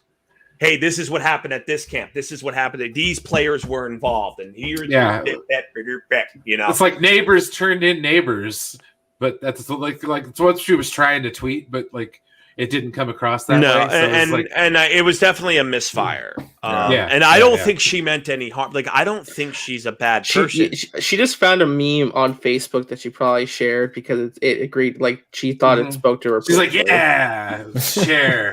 You know what I mean? That's the thing. It's like it's just as simple as going, yeah, share, and your life is ruined. But I bet you she's rethinking her stuff with the fandom Menace.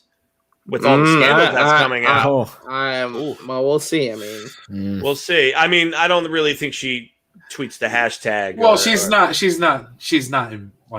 in bed with them. You know what I mean? So it's like I don't think. I think she's just kind of friendly with them. Not really like this big. No, but I mean, like she probably can't afford to know them right now. True. Like she can't know them right now. Even with Shapiro in them, it'd be. Oh, they have to disavow. They have to disavow. Yeah, big time. They have to disavow. And who knows? Movie will come out in 2022, maybe 23. It's not coming out this year. I don't see how it's going to be. It's going to be because they didn't announce that they were filming or anything yet. No. Yeah. So I give her lots of credit, but I mean, she traded tens of millions of dollars. I don't even think they have a director or a script yet. I think it was just simply announced. I don't think they have anything built for it yet.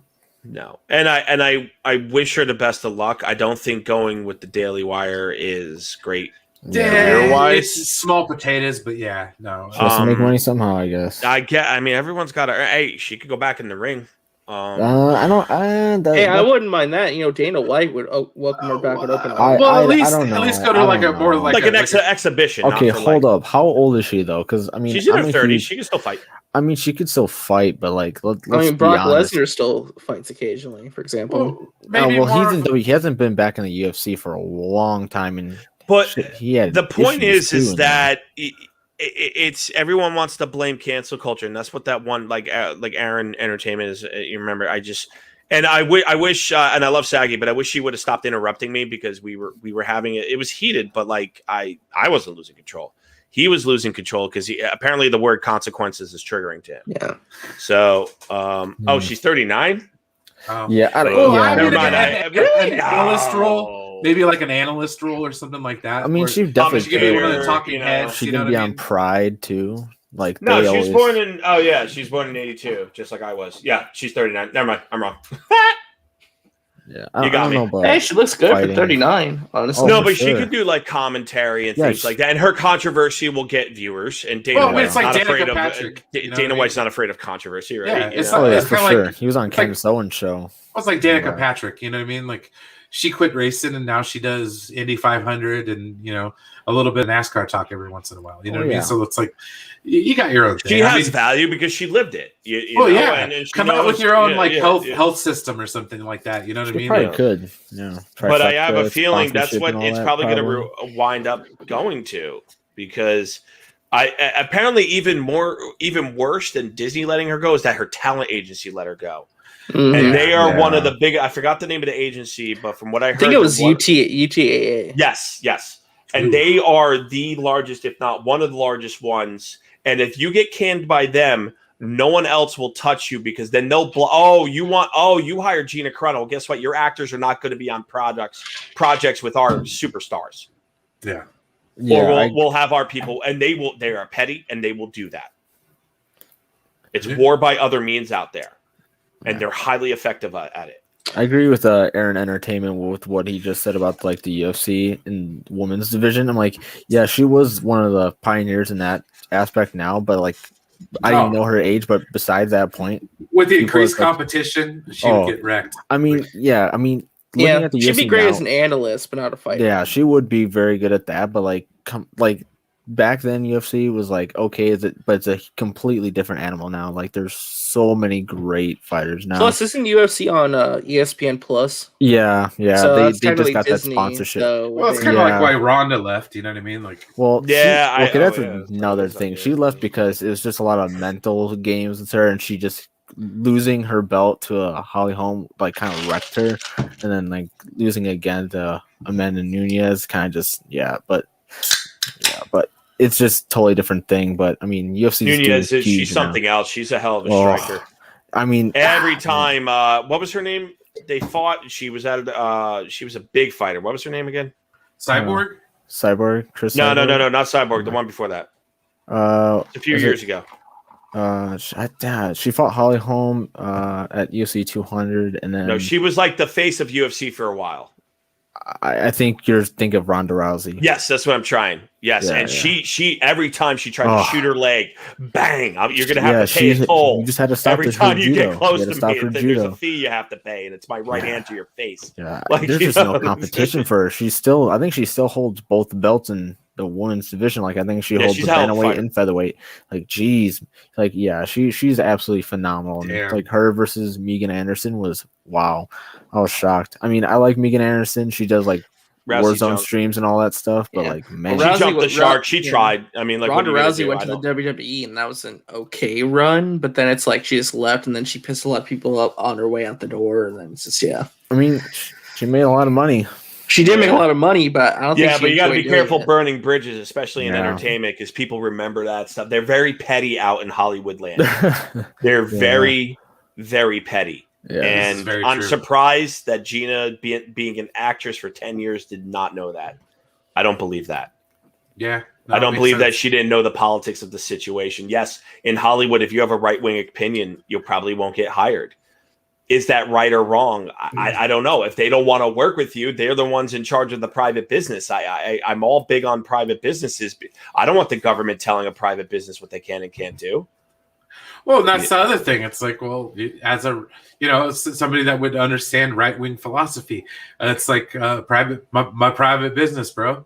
Like, you got a problem with it, dude. Like, Twitter is left leaning. You're right, but they are a private business. Oh, I love the people that say like it should be a utility. Because last I checked, I pay for my utilities. I pay my gas bill. I pay my electric bill. I pay my water bill. I pay my sewer bill. And those, I would love to see people have to pay for Twitter and Facebook because advertisers are not going to come in. And that's the problem. Well, that's the problem like with any Twitter of these YouTube competitors is that how are you going to do advertising better than Google? They invented the system and they make billions off of it. Yeah, right. Well, apparently Twitter's introducing, what was it, Twitter Blue, where it's like they get like special stuff for $3 a month.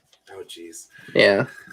Get extra opinions for $3 a month. Well, apparently you get like an ability to like I think you get the edit tweet button and something else. I don't remember. Oh, you guys remember when like back in the MySpace Facebook days, where it was like every month they were like, oh, Facebook's gonna charge, send this message around so you don't get on the list. Oh my god, I never saw that, but I was on Facebook when I was in college. You had to have a college email. But I would laugh my ass off if they actually did, because those sites would die instantly. Well, you know what it is. I mean, the reality is that if you want to say that and that's why I have a problem with the regulation against it.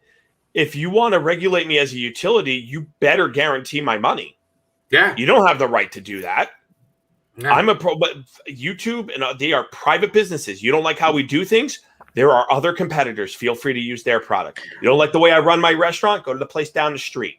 True, but with YouTube, there's no strong competition though. Well, so then that's not YouTube's problem. No, and it's really not. And it is not in their best interest to facilitate any competition. Now, I would agree if they're actively taking over stuff and being anti-competitive, that's different.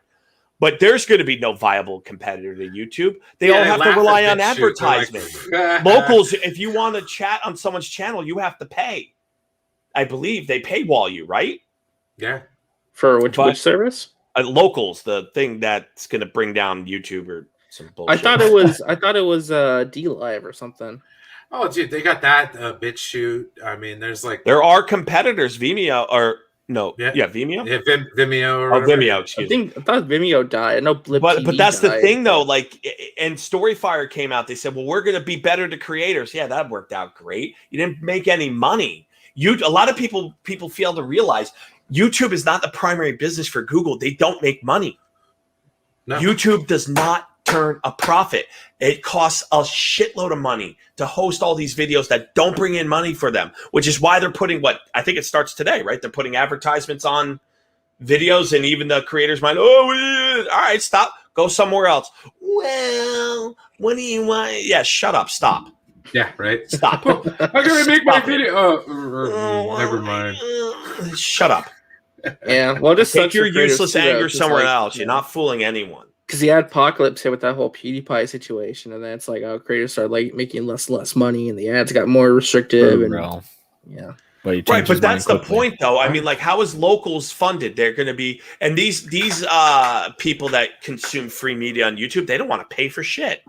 No, if they charge for YouTube, nobody would be watching. I use YouTube Premium. I mean, because I like being able to download videos for when I get back on the road. Plus, background play. Background play is very valuable to me, and I enjoy the service. I think it's a good service. It's a net positive.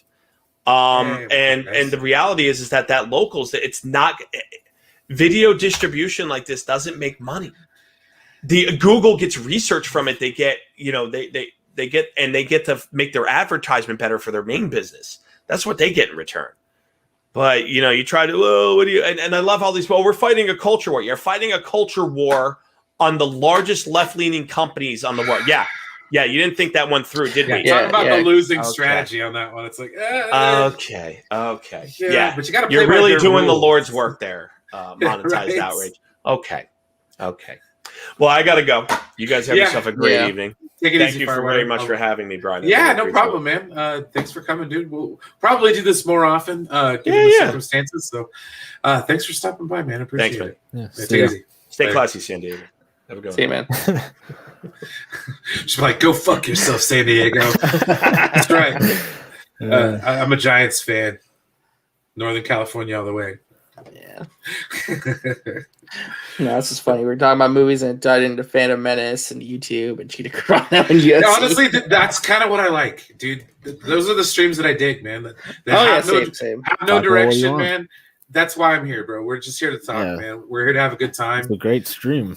Dude, I love everything. Like, that's why I consider I like jack of all trades, master of none, man. Like, I love a little bit of everything. Dude, UFC right now, guess what I'm playing? I got the UFC game on the Xbox Game Pass. Yeah, that's right. I'm gonna have to. I just retired my fighter. I think I'm gonna have to get two or three. I'll get three. Three. I'll upgrade my game a little bit because right now I'm playing the first one. So yeah, definitely. Like the first one was like, because I mean the striking, like like when you do jabs and all that, it's just really funky. But it's more of the same, and then like you get more moves, and it's still like the same. So the second one, UFC 2 is basically UFC 1, but just with new, like upgraded like graphics. I think the graphics in UFC 2 are way better than 1. I think they it's so brutal. Well, that's my issue with Madden games. It's like the only thing that changes over the years is the freaking sometimes the 2K? jerseys. Oh, bro. Competition. I miss it. Like, well, no, it's like with Madden football. I mean, the only thing that changes over the years is the occasionally the jerseys and rosters. Other than that, there's no point. So I used to be like, I might pick up like next year's set of sports games because I feel like that'll be when the real changes start happening, like the massive ones. Plus, I think this year WWE 2K is coming back, so I might have to pick that up. Hopefully, it won't be as bad as 2K20 because that was. WWE messed up when they sold it. They sold their people who did it. Like when they changed. Yeah, well, did you see what AEW did? They got Ukes back. They got the old classic developers to come back and make a game for them. Perfect. Because I miss the storylines in those games. Yeah, so Kenny Omega said the new AEW console game is going to be based off like the WWE No Mercy and the SmackDown versus Raw stuff. So that's the vibe they want to go for. WWE SmackDown, the first SmackDown game for PlayStation, was one of my favorite wrestling games of all time. Like, hands down, I love that game. Yeah, for sure. It's awesome. Much better than the crap we got now, so. I got 2K20. I think, is it 2K21? I gotta see. I have my Xbox on. I was just because I have the Series X. I'm like, I have to try out the next. Yeah, it's 2K21. So I played the standard edition that came out way before the Series X came out and all that. Basically, it's just a repaste of NBA 2K20, and I'm like, bruh, it's even worse too because they cut out so much extra stuff and it made me so mad. I mean, the part was cool. I love 2K20, dude. 2K20 was the best, bro. It was good. I mean, they just been doing this. They just been kind of going downhill for a little bit though. 2K21 was like on the next gen console. It's because of Live. When NBA Live stopped making game, like when they stopped doing NBA Live, I heard EA might be bringing back NBA. Yeah. They need to bring back baseball, man. Oh, yeah, well, EA announced they're bringing back NCAA football, college football. Yeah, I saw that. Dude, college football was such a fun game. Dude, I'm so excited. I mean, I understand why it was such a hard thing for them to do because of like the licensing and rights and stuff like that. Yeah. Well, those games, those at my work, I found AEW toy ring and championship belt. Oh, that's cool, man. Yeah. What I really need is like because AEW has those toys. The figures are Walmart exclusive, so they're really hard to find. Some of them, they're like it's getting like super bad out there. Like the scalping market's been terrible. I only have 5 figures, so I hope to get like a couple more soon. So. Yeah, and that's why I gotta ask Prime. It's like, when is NBA Live coming back, dude? Oh yeah, MLB The Show's on Game Pass right now. Right, yeah. I'm on the. I'm on AAA Sacramento. I have to download that because I'm excited about it. I'm glad it's on Xbox. The career mode is amazing, dude. I have on PlayStation 3. I have was it 2012 and 2013? Yeah. So yeah. No, I'm just shocked that it went to Xbox. I really thought that would stay PlayStation exclusive. Yeah, and that is 100% PlayStation game. Like I was like, oh, awesome. Now Miles Morales, please. I think Spider-Man. I'm not gonna buy a PS5, but I might buy a PS4 Pro so I can play because I mean they're kind of cheaper. I mean I dropped like 500 to get this new Series X. I'm not about to drop another 500 to get a PS5. Honestly, man, just wait like another year for the PS5 revisions to come out. Dude, I mean that's right. another option, which I most likely will do. That dude Vince, dude, seriously, the career mode on MLB the show is freaking awesome, man. Like, don't you like start off like at like the minor leagues, double A's, okay. and then you go through AAA, which I've lived in two. Currently, I live in one AAA city, but I've lived in two. Sacramento, which is the AAA affiliate of the Giants. I remember when they were the affiliate of the A's. It was a long time ago, but it was Moneyball A's. So it was like if you've ever watched the movie Moneyball, all those players came through Sacramento. Oh, okay, nice. Yeah, and I got to watch them like when they were on the River Cats, which was so cool because they came to Sacramento in 2000, and I love that team. Like my godfather had season tickets, and I've got like a stack like that thick of just ticket stubs because that's how much I loved it.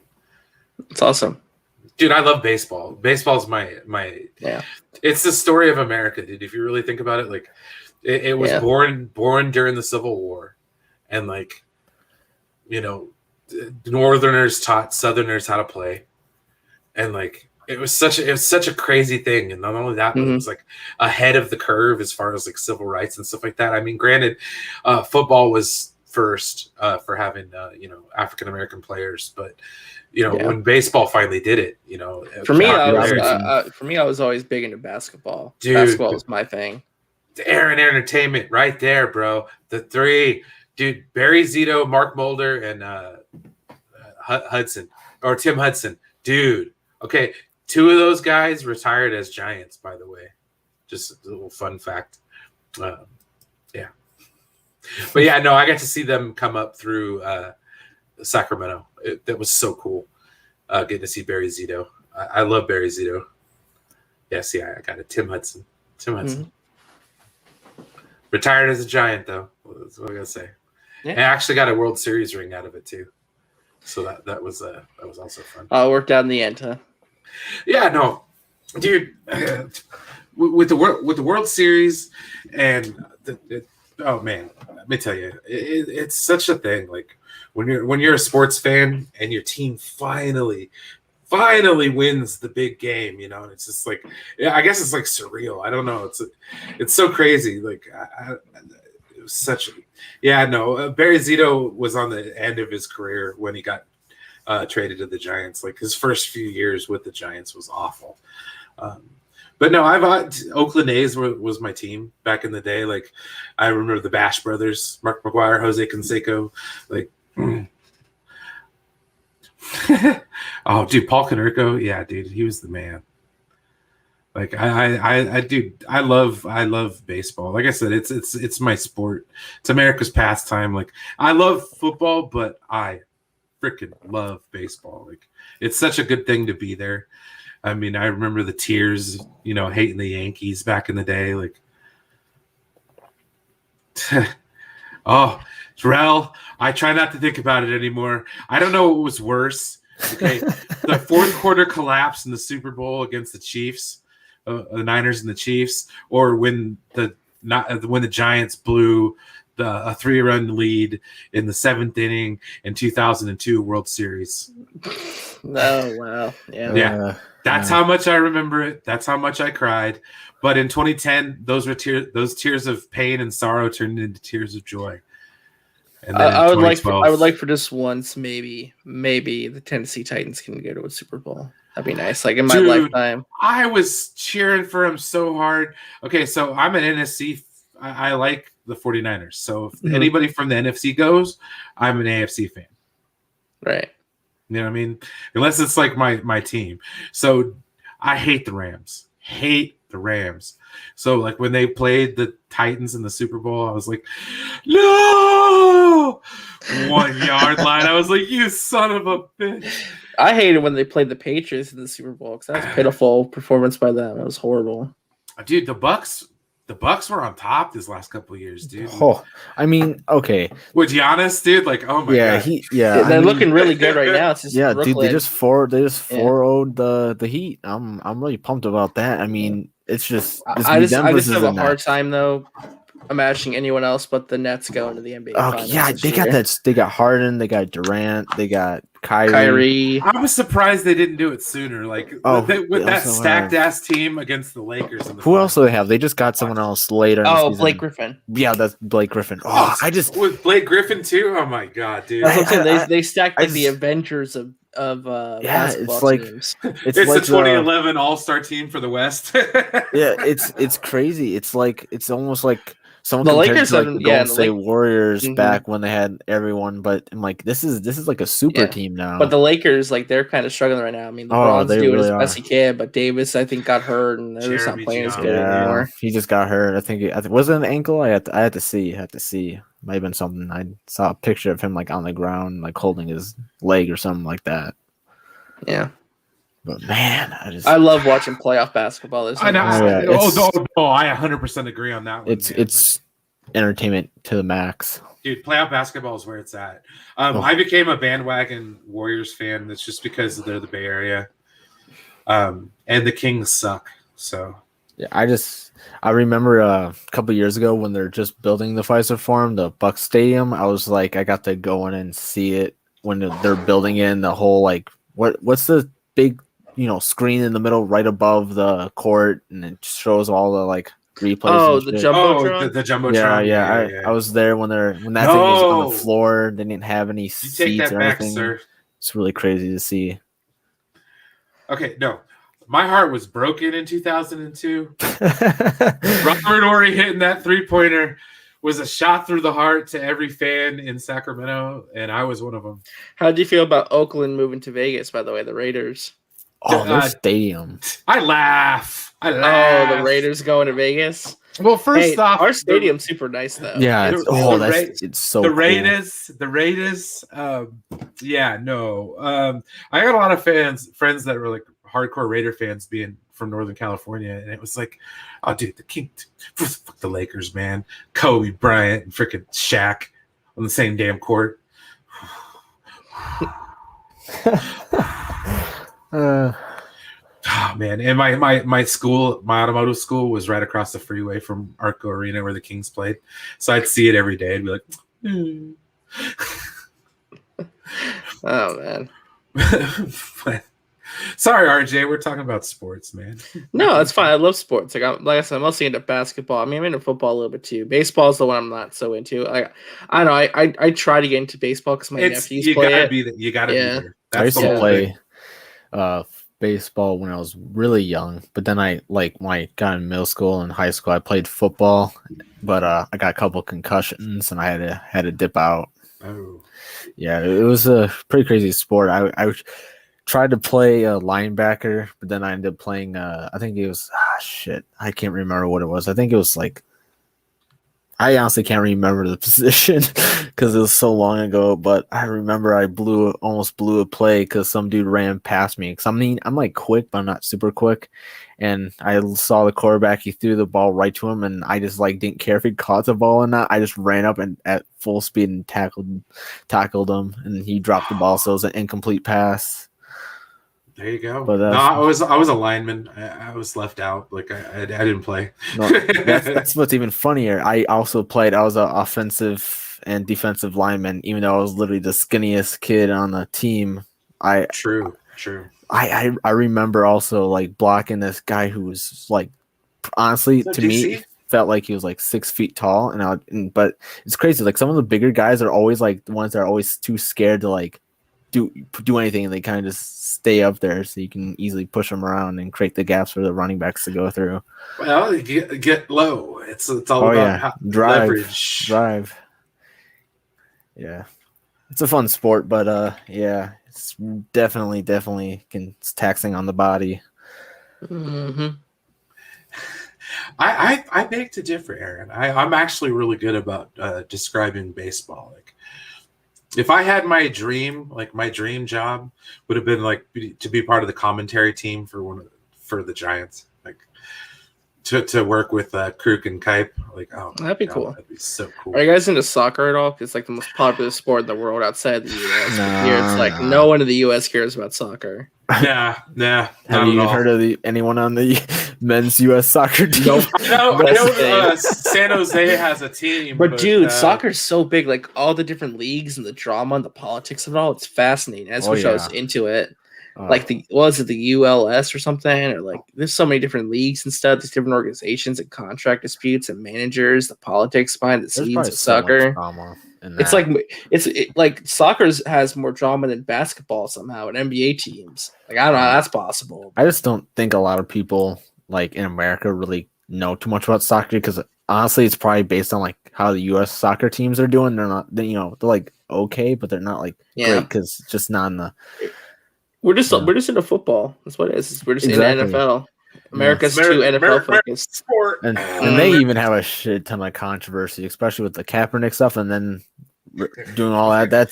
They had so much controversy. Let me tell you, there was no controversy. The man couldn't play. That's another thing. Like I'm like when they cut, I'm like, is it? It's only a loss for the 49ers. Wow. The guy wasn't a great quarterback. No, it wasn't a loss for the Niners. They actually got an upgrade. Let me tell you. Who did they replace? I can't remember the name. It doesn't matter who he replaces with. He lost his job to Blaine Gabbert. Enough said. Really? Oh man. Twice. Well, I'm not too So when Chip Kelly was the coach of the Niners, and everybody was like, "Oh, Chip Kelly, mobile quarterbacks, Kaepernick's got this." Problem was, Kaepernick didn't get that. Well, Chip Kelly, I'm sorry, but Chip Kelly's also a horrible coach. I agree that dude, Vince. Chip Kelly was a shitty coach, terrible. Keep him in college. That's where he belongs. No, I agree. Cap was better than Tebow. Yes, I agree. But no, my problem with my issue with Colin Kaepernick was his work ethic. He had none. He's like, oh, I don't need to improve.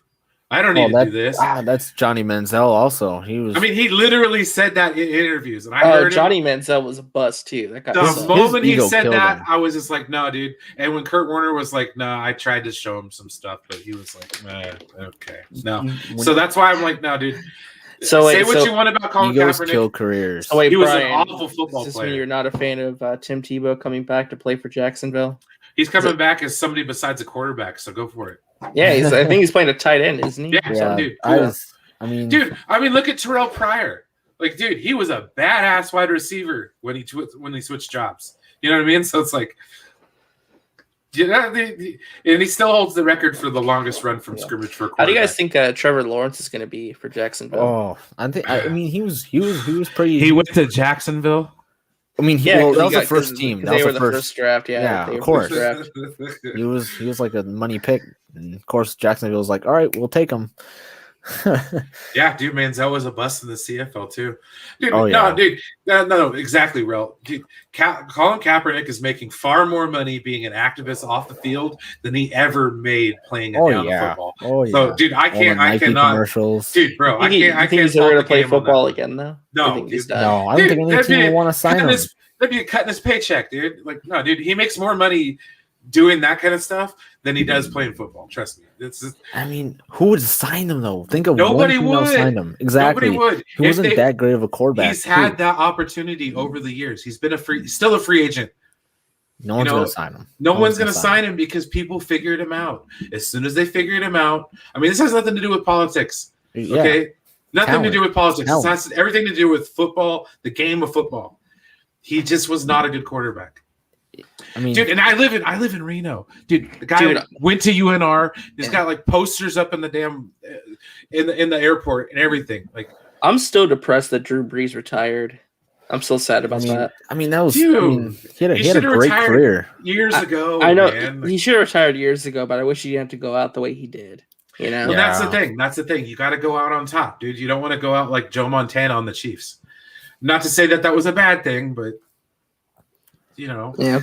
Well, my dad's favorite team is the Dolphins, and his favorite quarterback and player is Dan Marino, right? So this is truth. If Alex Smith was the quarterback, they would have beaten the Ravens. Yes, I agree. 100%, 110%. Because Alex Smith was a game manager.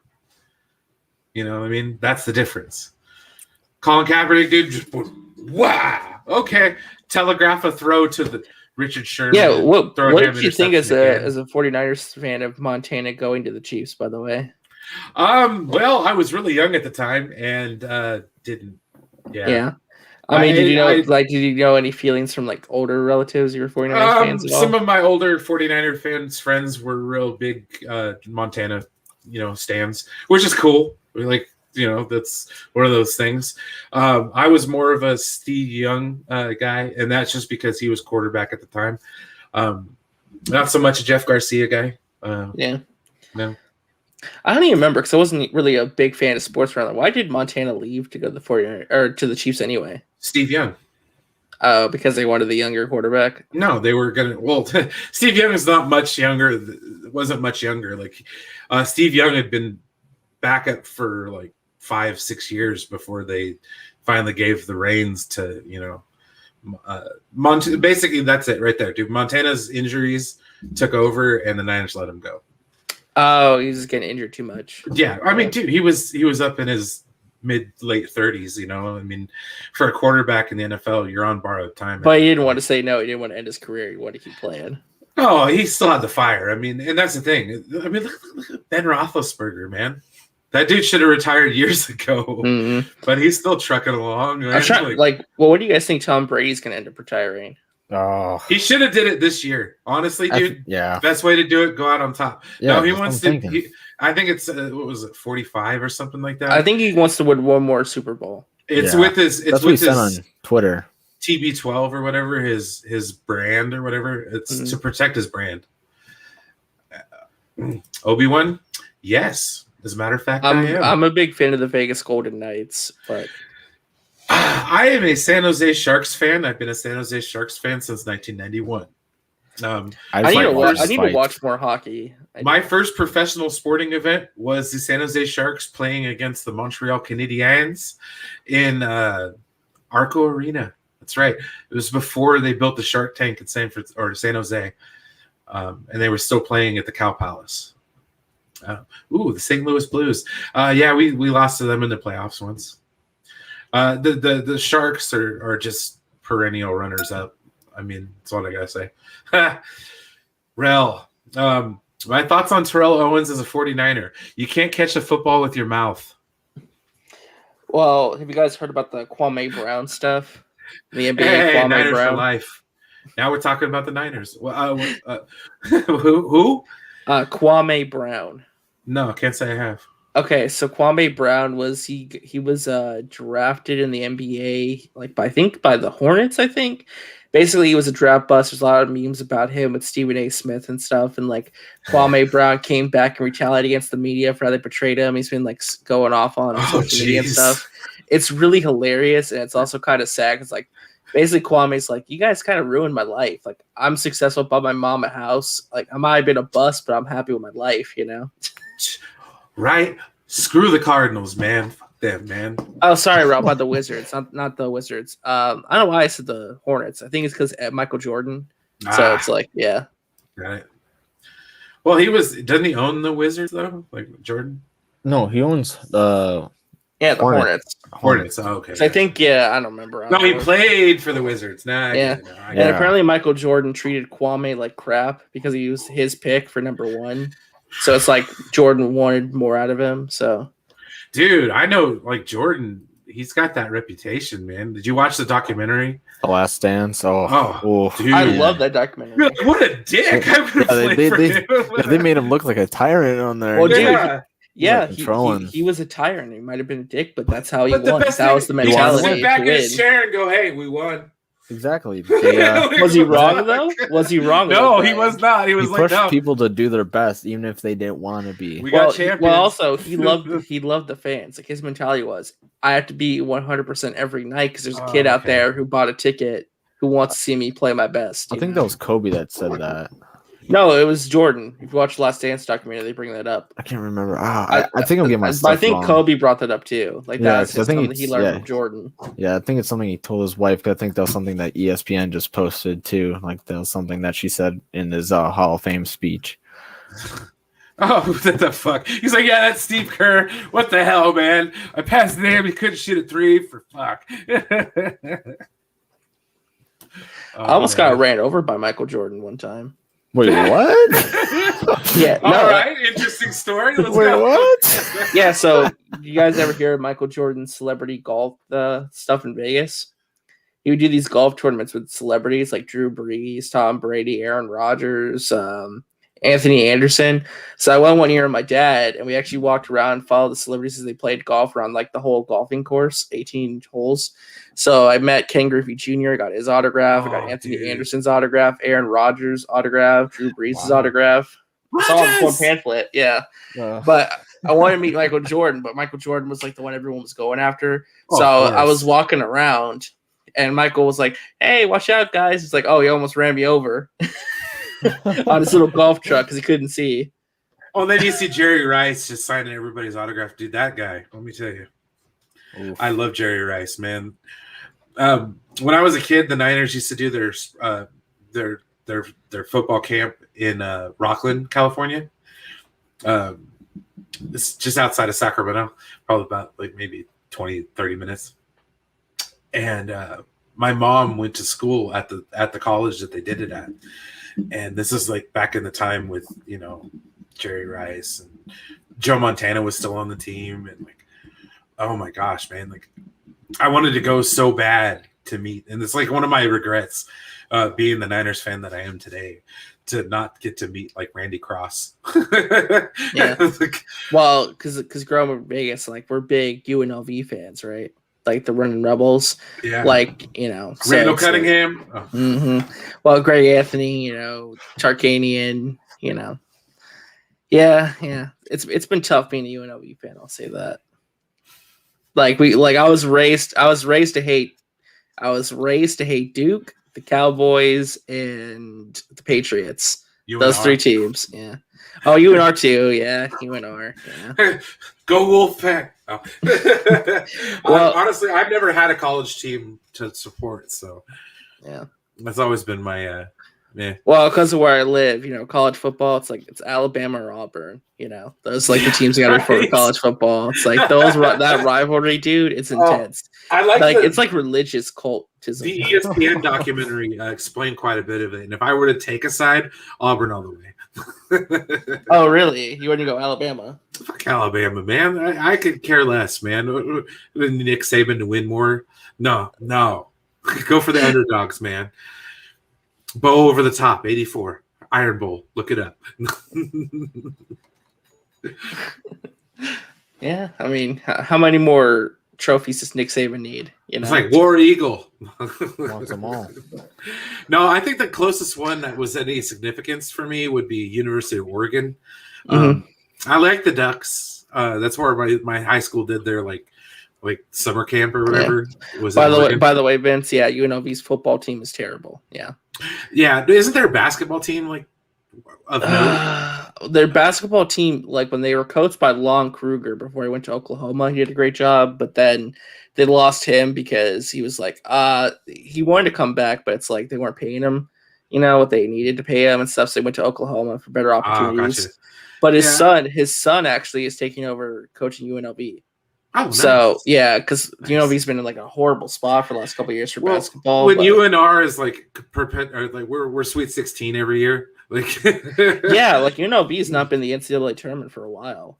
Yeah, so no, it's cool. It makes the news here for a bit, but other than that, I'm looking forward to when the injured Diamondbacks come down to the Reno Aces, like. Yeah. But in terms of NBA Finals, on the show by saying this, I think it's going to be Nets and the Lakers. No, not the Lakers. No. I don't know. All I know is it's going to be the Nets. It's got to be the Nets in the finals. I also know who in the West, though. We'll just have to see how the Bucks go and see if they drop the ball. I mean, they start off good, but then they never finish. The Flop's not doing good this year. What's going on here? Oh wait, you just called him the Flop. Yes, I did. Why'd you call him the Flop? Why? Okay. I mean, have you seen the thing? LaFlop James, you ever watched him in the finals? Okay, no, I thought you were just making a joke about how he always like fakes injuries or like how he gets lightly touched and Oh, no, I falls am. down. I'm like, he would be great in soccer. Yeah, no, like he'd be a great wrestler. He could sell an injury really well. Oh, like he does it already, and it's just embarrassing. Yeah, like, I could see it being. Dude, Draymond Green did not touch LeBron James. Yeah, I'm like, what are you doing? Get up. He got a double technical and ejected for the rest of the finals. LeBron. I think it might be either the Nets and the Suns or the Nets and the Jazz. Rel agrees. He's definitely LaFlop. Exactly. Yeah. It's just embarrassing to see him do some of that stuff. I'm like, bro, we're all seeing the replay. What are you doing? And that's why Jordan is the GOAT. Yeah. I don't know, man. So you think Michael Jordan's still the GOAT? LeBron can never beat him? Okay. I don't like LeBron. Did you ever see him fake? Did you ever see Jordan fake an injury, or when he fly up and like barely gets hit, he falls to the ground and acts like he just got like his face broken. Used to play against the Detroit Pistons, okay? Yeah, they would literally punch you in the face. Yeah, dude, that's what the Last Dance document was amazing when they talked about the Pistons. Yeah, that stuff, that was amazing. Yeah, the Pistons in his prime. No, the Pistons created the Pistons created Michael Jordan because he had to like build up his strength. Oh yeah. They created the monster. That was a crazy documentary. We're brutal, man. There's an ESPN 30 for 30 about the Pistons. Like it talks about Latimer or whatever the hell. That guy, dude, Bill Laimbeer. Dude, he was freaking vicious, bro. Like he'd knock you out. Like it was like, oh shit. We're just standing here at the free throw line. What LeBron's done for like charity and like him building a school in his hometown is really awesome. Yeah, He's done a lot of great like stuff outside of the basketball arena. Yeah, see exactly Neon Sci-Fi. Do you know how hard it is to three-peat? MJ did it twice. Like, no, dude, LeBron, as far as basketball is concerned, I consider Kobe better than LeBron. Like, no. Kobe's a whole nother animal, too. Mm-hmm. It still broke my heart that we lost him last year, too. Yeah, dude. That was wild. That was a rough day. I was at my girl's house, and I was waking up, and she was like, yo, Kobe just died. I was like, no, you're captain. I thought it was fake. Yeah, I thought it was some clickbait shit. No, dude, I love Kobe, man. Like, rest in peace. As a begrudging Sacramento Kings fan, like, nah, dude, that guy was. He's such a good guy too. It's just unfortunate. And his daughter, man, that was just really unfortunate. It's not a way anyone should go out. Hey, Tony, what's up? Caleb, hey, what's going on, guys? Yeah, sorry, I thought we were gonna. I thought was gonna stream tonight. Yeah, we got the sports. No, I thought Enosh was going to stream tonight. Well, I would say go Leafs if they haven't lost already. I think the Leafs did lose, actually. Oh, we should Google that real quick. Let's see. How did that one go down? I have to give some solace for my friend up in Canada, Mr. Tony. Let's see here. NHL playoffs. I don't care because the Sharks aren't in it. So I know the Knights lost, which oh, they got their ass kicked, and they're still. Oh wow, 7-1. Mm-hmm. Yeah, I think it's going on right now. The Habs. Oh, Leafs lost. Sorry, buddy. Oof. I know how it is. As a Sharks fan, my heart goes out to you, dude. We got so close. Vegas got so close to winning the Stanley Cup. We got so close. That's what happens with the NHL. It's like I feel like when they move a team or they make a team, the expansion draft kills it. I mean, like look at the Colorado Avalanche, dude. They moved from Quebec and like they crushed, dude. Crushed. I'm drunk now. I'm almost there, buddy. I feel you. Hey, at least the Toronto Raptors won an NBA championship. So no. Durant was hurt. Freaking Curry was hurt. Thompson was hurt. So Isn't Thompson still out? Thompson's been out since then. Yeah. I'm like, I don't really pay attention too much to the Warriors. I'm too focused on some of the other teams. I'm like, to be fair, even if they didn't get hurt, the Raptors probably would have won. It just would have been a lot closer. Dude, they had Peter Forsberg, man. Like, dude, the Avs when they moved over were the shit. Let's see. I would, Tony, but dude, I'm gonna wrap it up here in a bit. I gotta drain the. Yeah, it's already been like what, 2 hours? Yeah, we've been going for about this couple hours, man. Sportsman. Oh, dude, I love sports too. Like that's my thing. Yeah. It's like I love sports. I like nerd shit. So it's like It's the whole 9 yards. heck yeah, no. And then, like I said, I was kind of hoping to see if Enosh was going to stream and set him up. He went up for him, but I thought if he was, he would have been live by now. But I guess it is Memorial Day though. It is a holiday, bro. Yeah. No, I saw him. I saw him do some barbecue, and I was like, man, so good. It makes you want to slap your mom. Yeah, I did some barbecue on a Saturday for Double or Nothing. I want a barbecue now. I want a barbecue now. Yeah, that's who knows? He might stream it. It's 12 o'clock for me right now, so I don't know. Nah, it's too late. I'm not doing any more. If Enosh streams, he does it like an hour ago. He would have been streaming. So yeah, exactly. Ryan, I like basketball too, man. Playoffs mostly. Playoffs. Yeah. Maybe he's finally finishing Invincible tonight. There you go. No, honestly, that's the best time to catch up on stuff. Like, dude, like during holiday weekends. Yeah, exactly. There's so much stuff. Like, dude, yeah, right. Niner for life. Sports makes the world go round, for real. College basketball, dude. Yes. I've only been to one college basketball game, and that was Sacramento State. Dude, I used to go to the UNLV games all the time because, like, I lived in Vegas, right? I would go there pretty much. That'd be like a fun thing to do it, like, during the weeknights. Dude, it was so much fun. The crowd energy was insane. Like, when it was like a packed house for like a big, like a rivalry game, ain't nothing like it. Yeah, I need to make my way down to Sacramento and go catch a game. Now that the Kings Arena's not new anymore, so. You know, but the prices are ridiculous. Mm-hmm. Yeah. Well, speaking of sports, like, have you guys just real quick? Did you guys have any thoughts on like the NBA fans who've been like throwing stuff at the players? Man. Kyrie, water bottle. Yeah. Apparently, like just like tonight during the 76ers Wizards game, a fan ran onto the court. Oh, what is and tried to like? I mean, I get it, dude. Like the league bowed down to China and stuff, but like really. But dude, like throwing stuff at the players, like that. No, that's just ridiculous, like, man. Like throwing water balls. Like well, the guy in Boston who threw that water bottle at Kyrie Irving got arrested. Yeah, Boston. Never mind, I get it. Yeah. Oh yeah, the Boston fans are the worst. I was gonna say it was it Boston or Philly, because if it was Philly, I would get it too.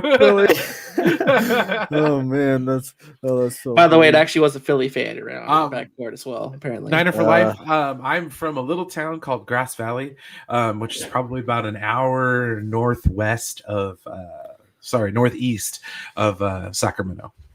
So yeah, nice little mining town. You want to hear? Talk mining? I can talk mining too. Mm-hmm. We got museums galore. I play Minecraft for that. Okay, Brian. There you go. Yeah, I've been playing 7 Days to Die.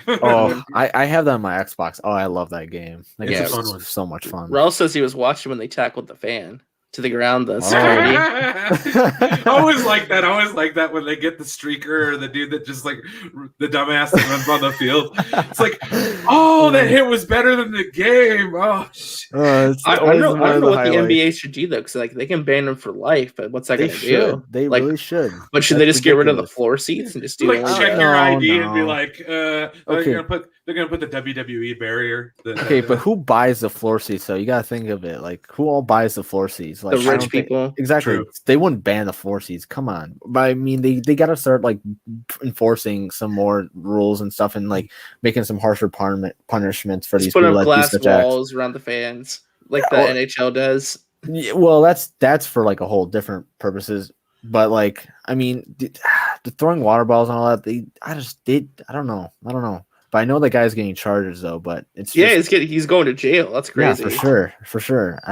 What was the other incident? There's an incident before that. I can't remember what it was. I think someone poured popcorn down on a player or something. Oh, or it was something, but that also got huge. Like it's been like during the playoffs, like all the fans coming back, like because after COVID, like dude, the fans finally come back after all this time to watch the playoffs and like the championship runs, and you do this. Like, come on. They're probably just tired of all the stuff that the players are doing or something. But either way, like, bro, why would you do that? You spent all this money for playoff tickets. What are you doing?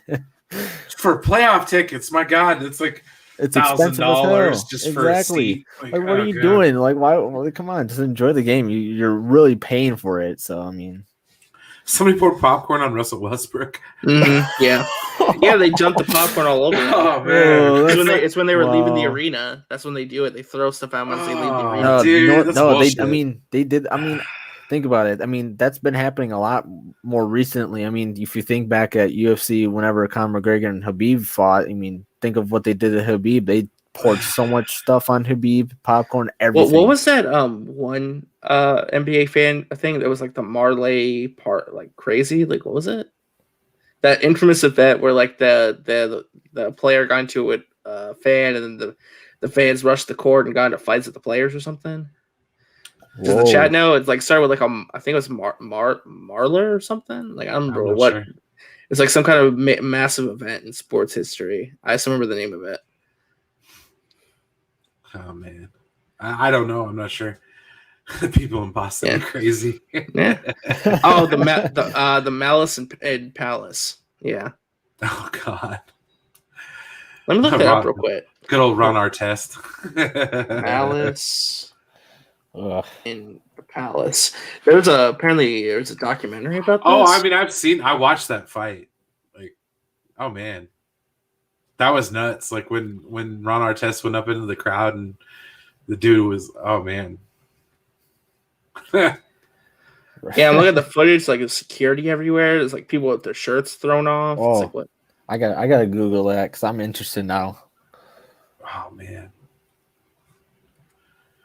Well, that's the thing. It's like, bro, like, there's so many signs. If you've gone to a professional sporting event, like, they will arrest you. Yeah. And throw you in jail if you try to go on the field. They're saying that this brawl occurred November 19, 2004. It caused the game to be canceled, and multiple suspensions and fines are handed out to the players involved. Oh, I mean, oof.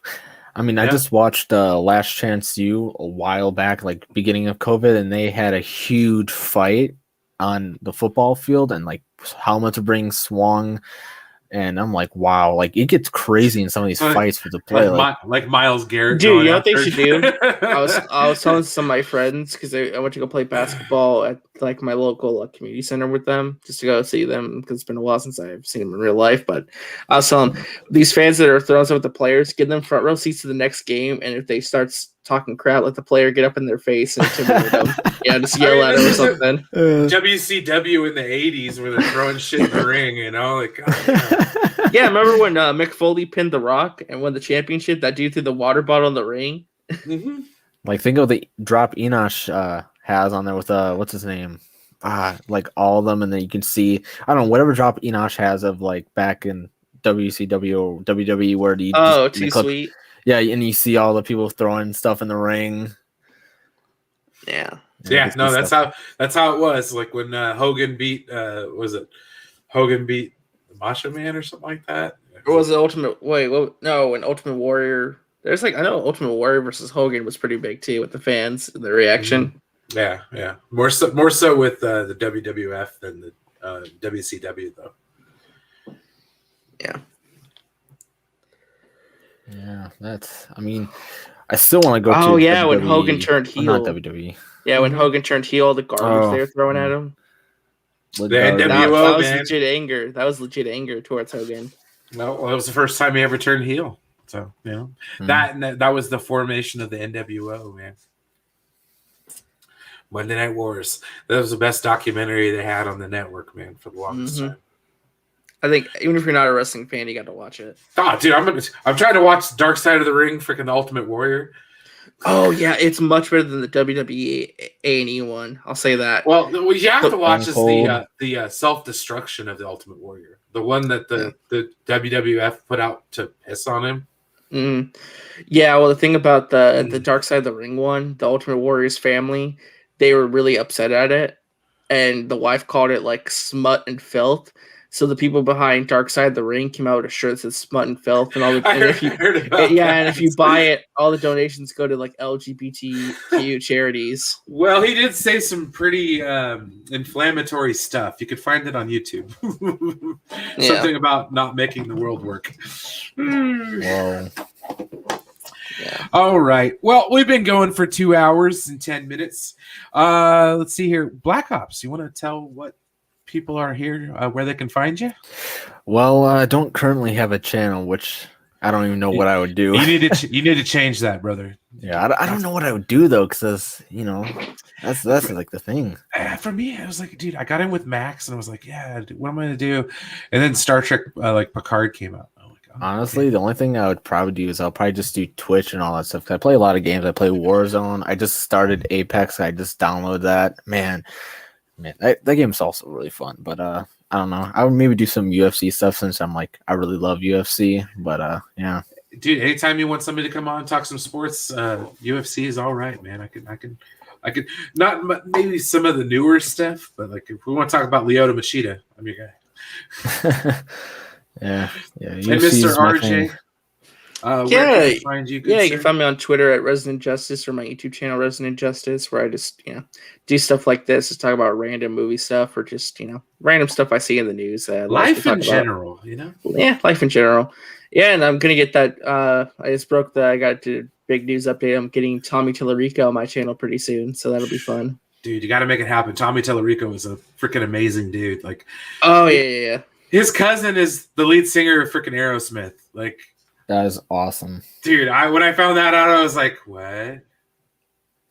Bro. Yeah, I can't wait. Like Tommy said he's down. It's gonna happen. I just don't know the exact time or place yet, but it's happening soon. So can't wait.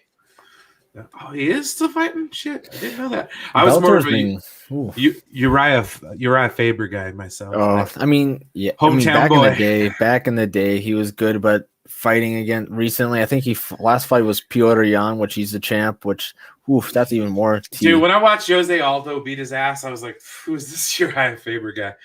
Yeah. All right. Well, everyone, take it easy. Have a good night. Peace. See ya. See ya.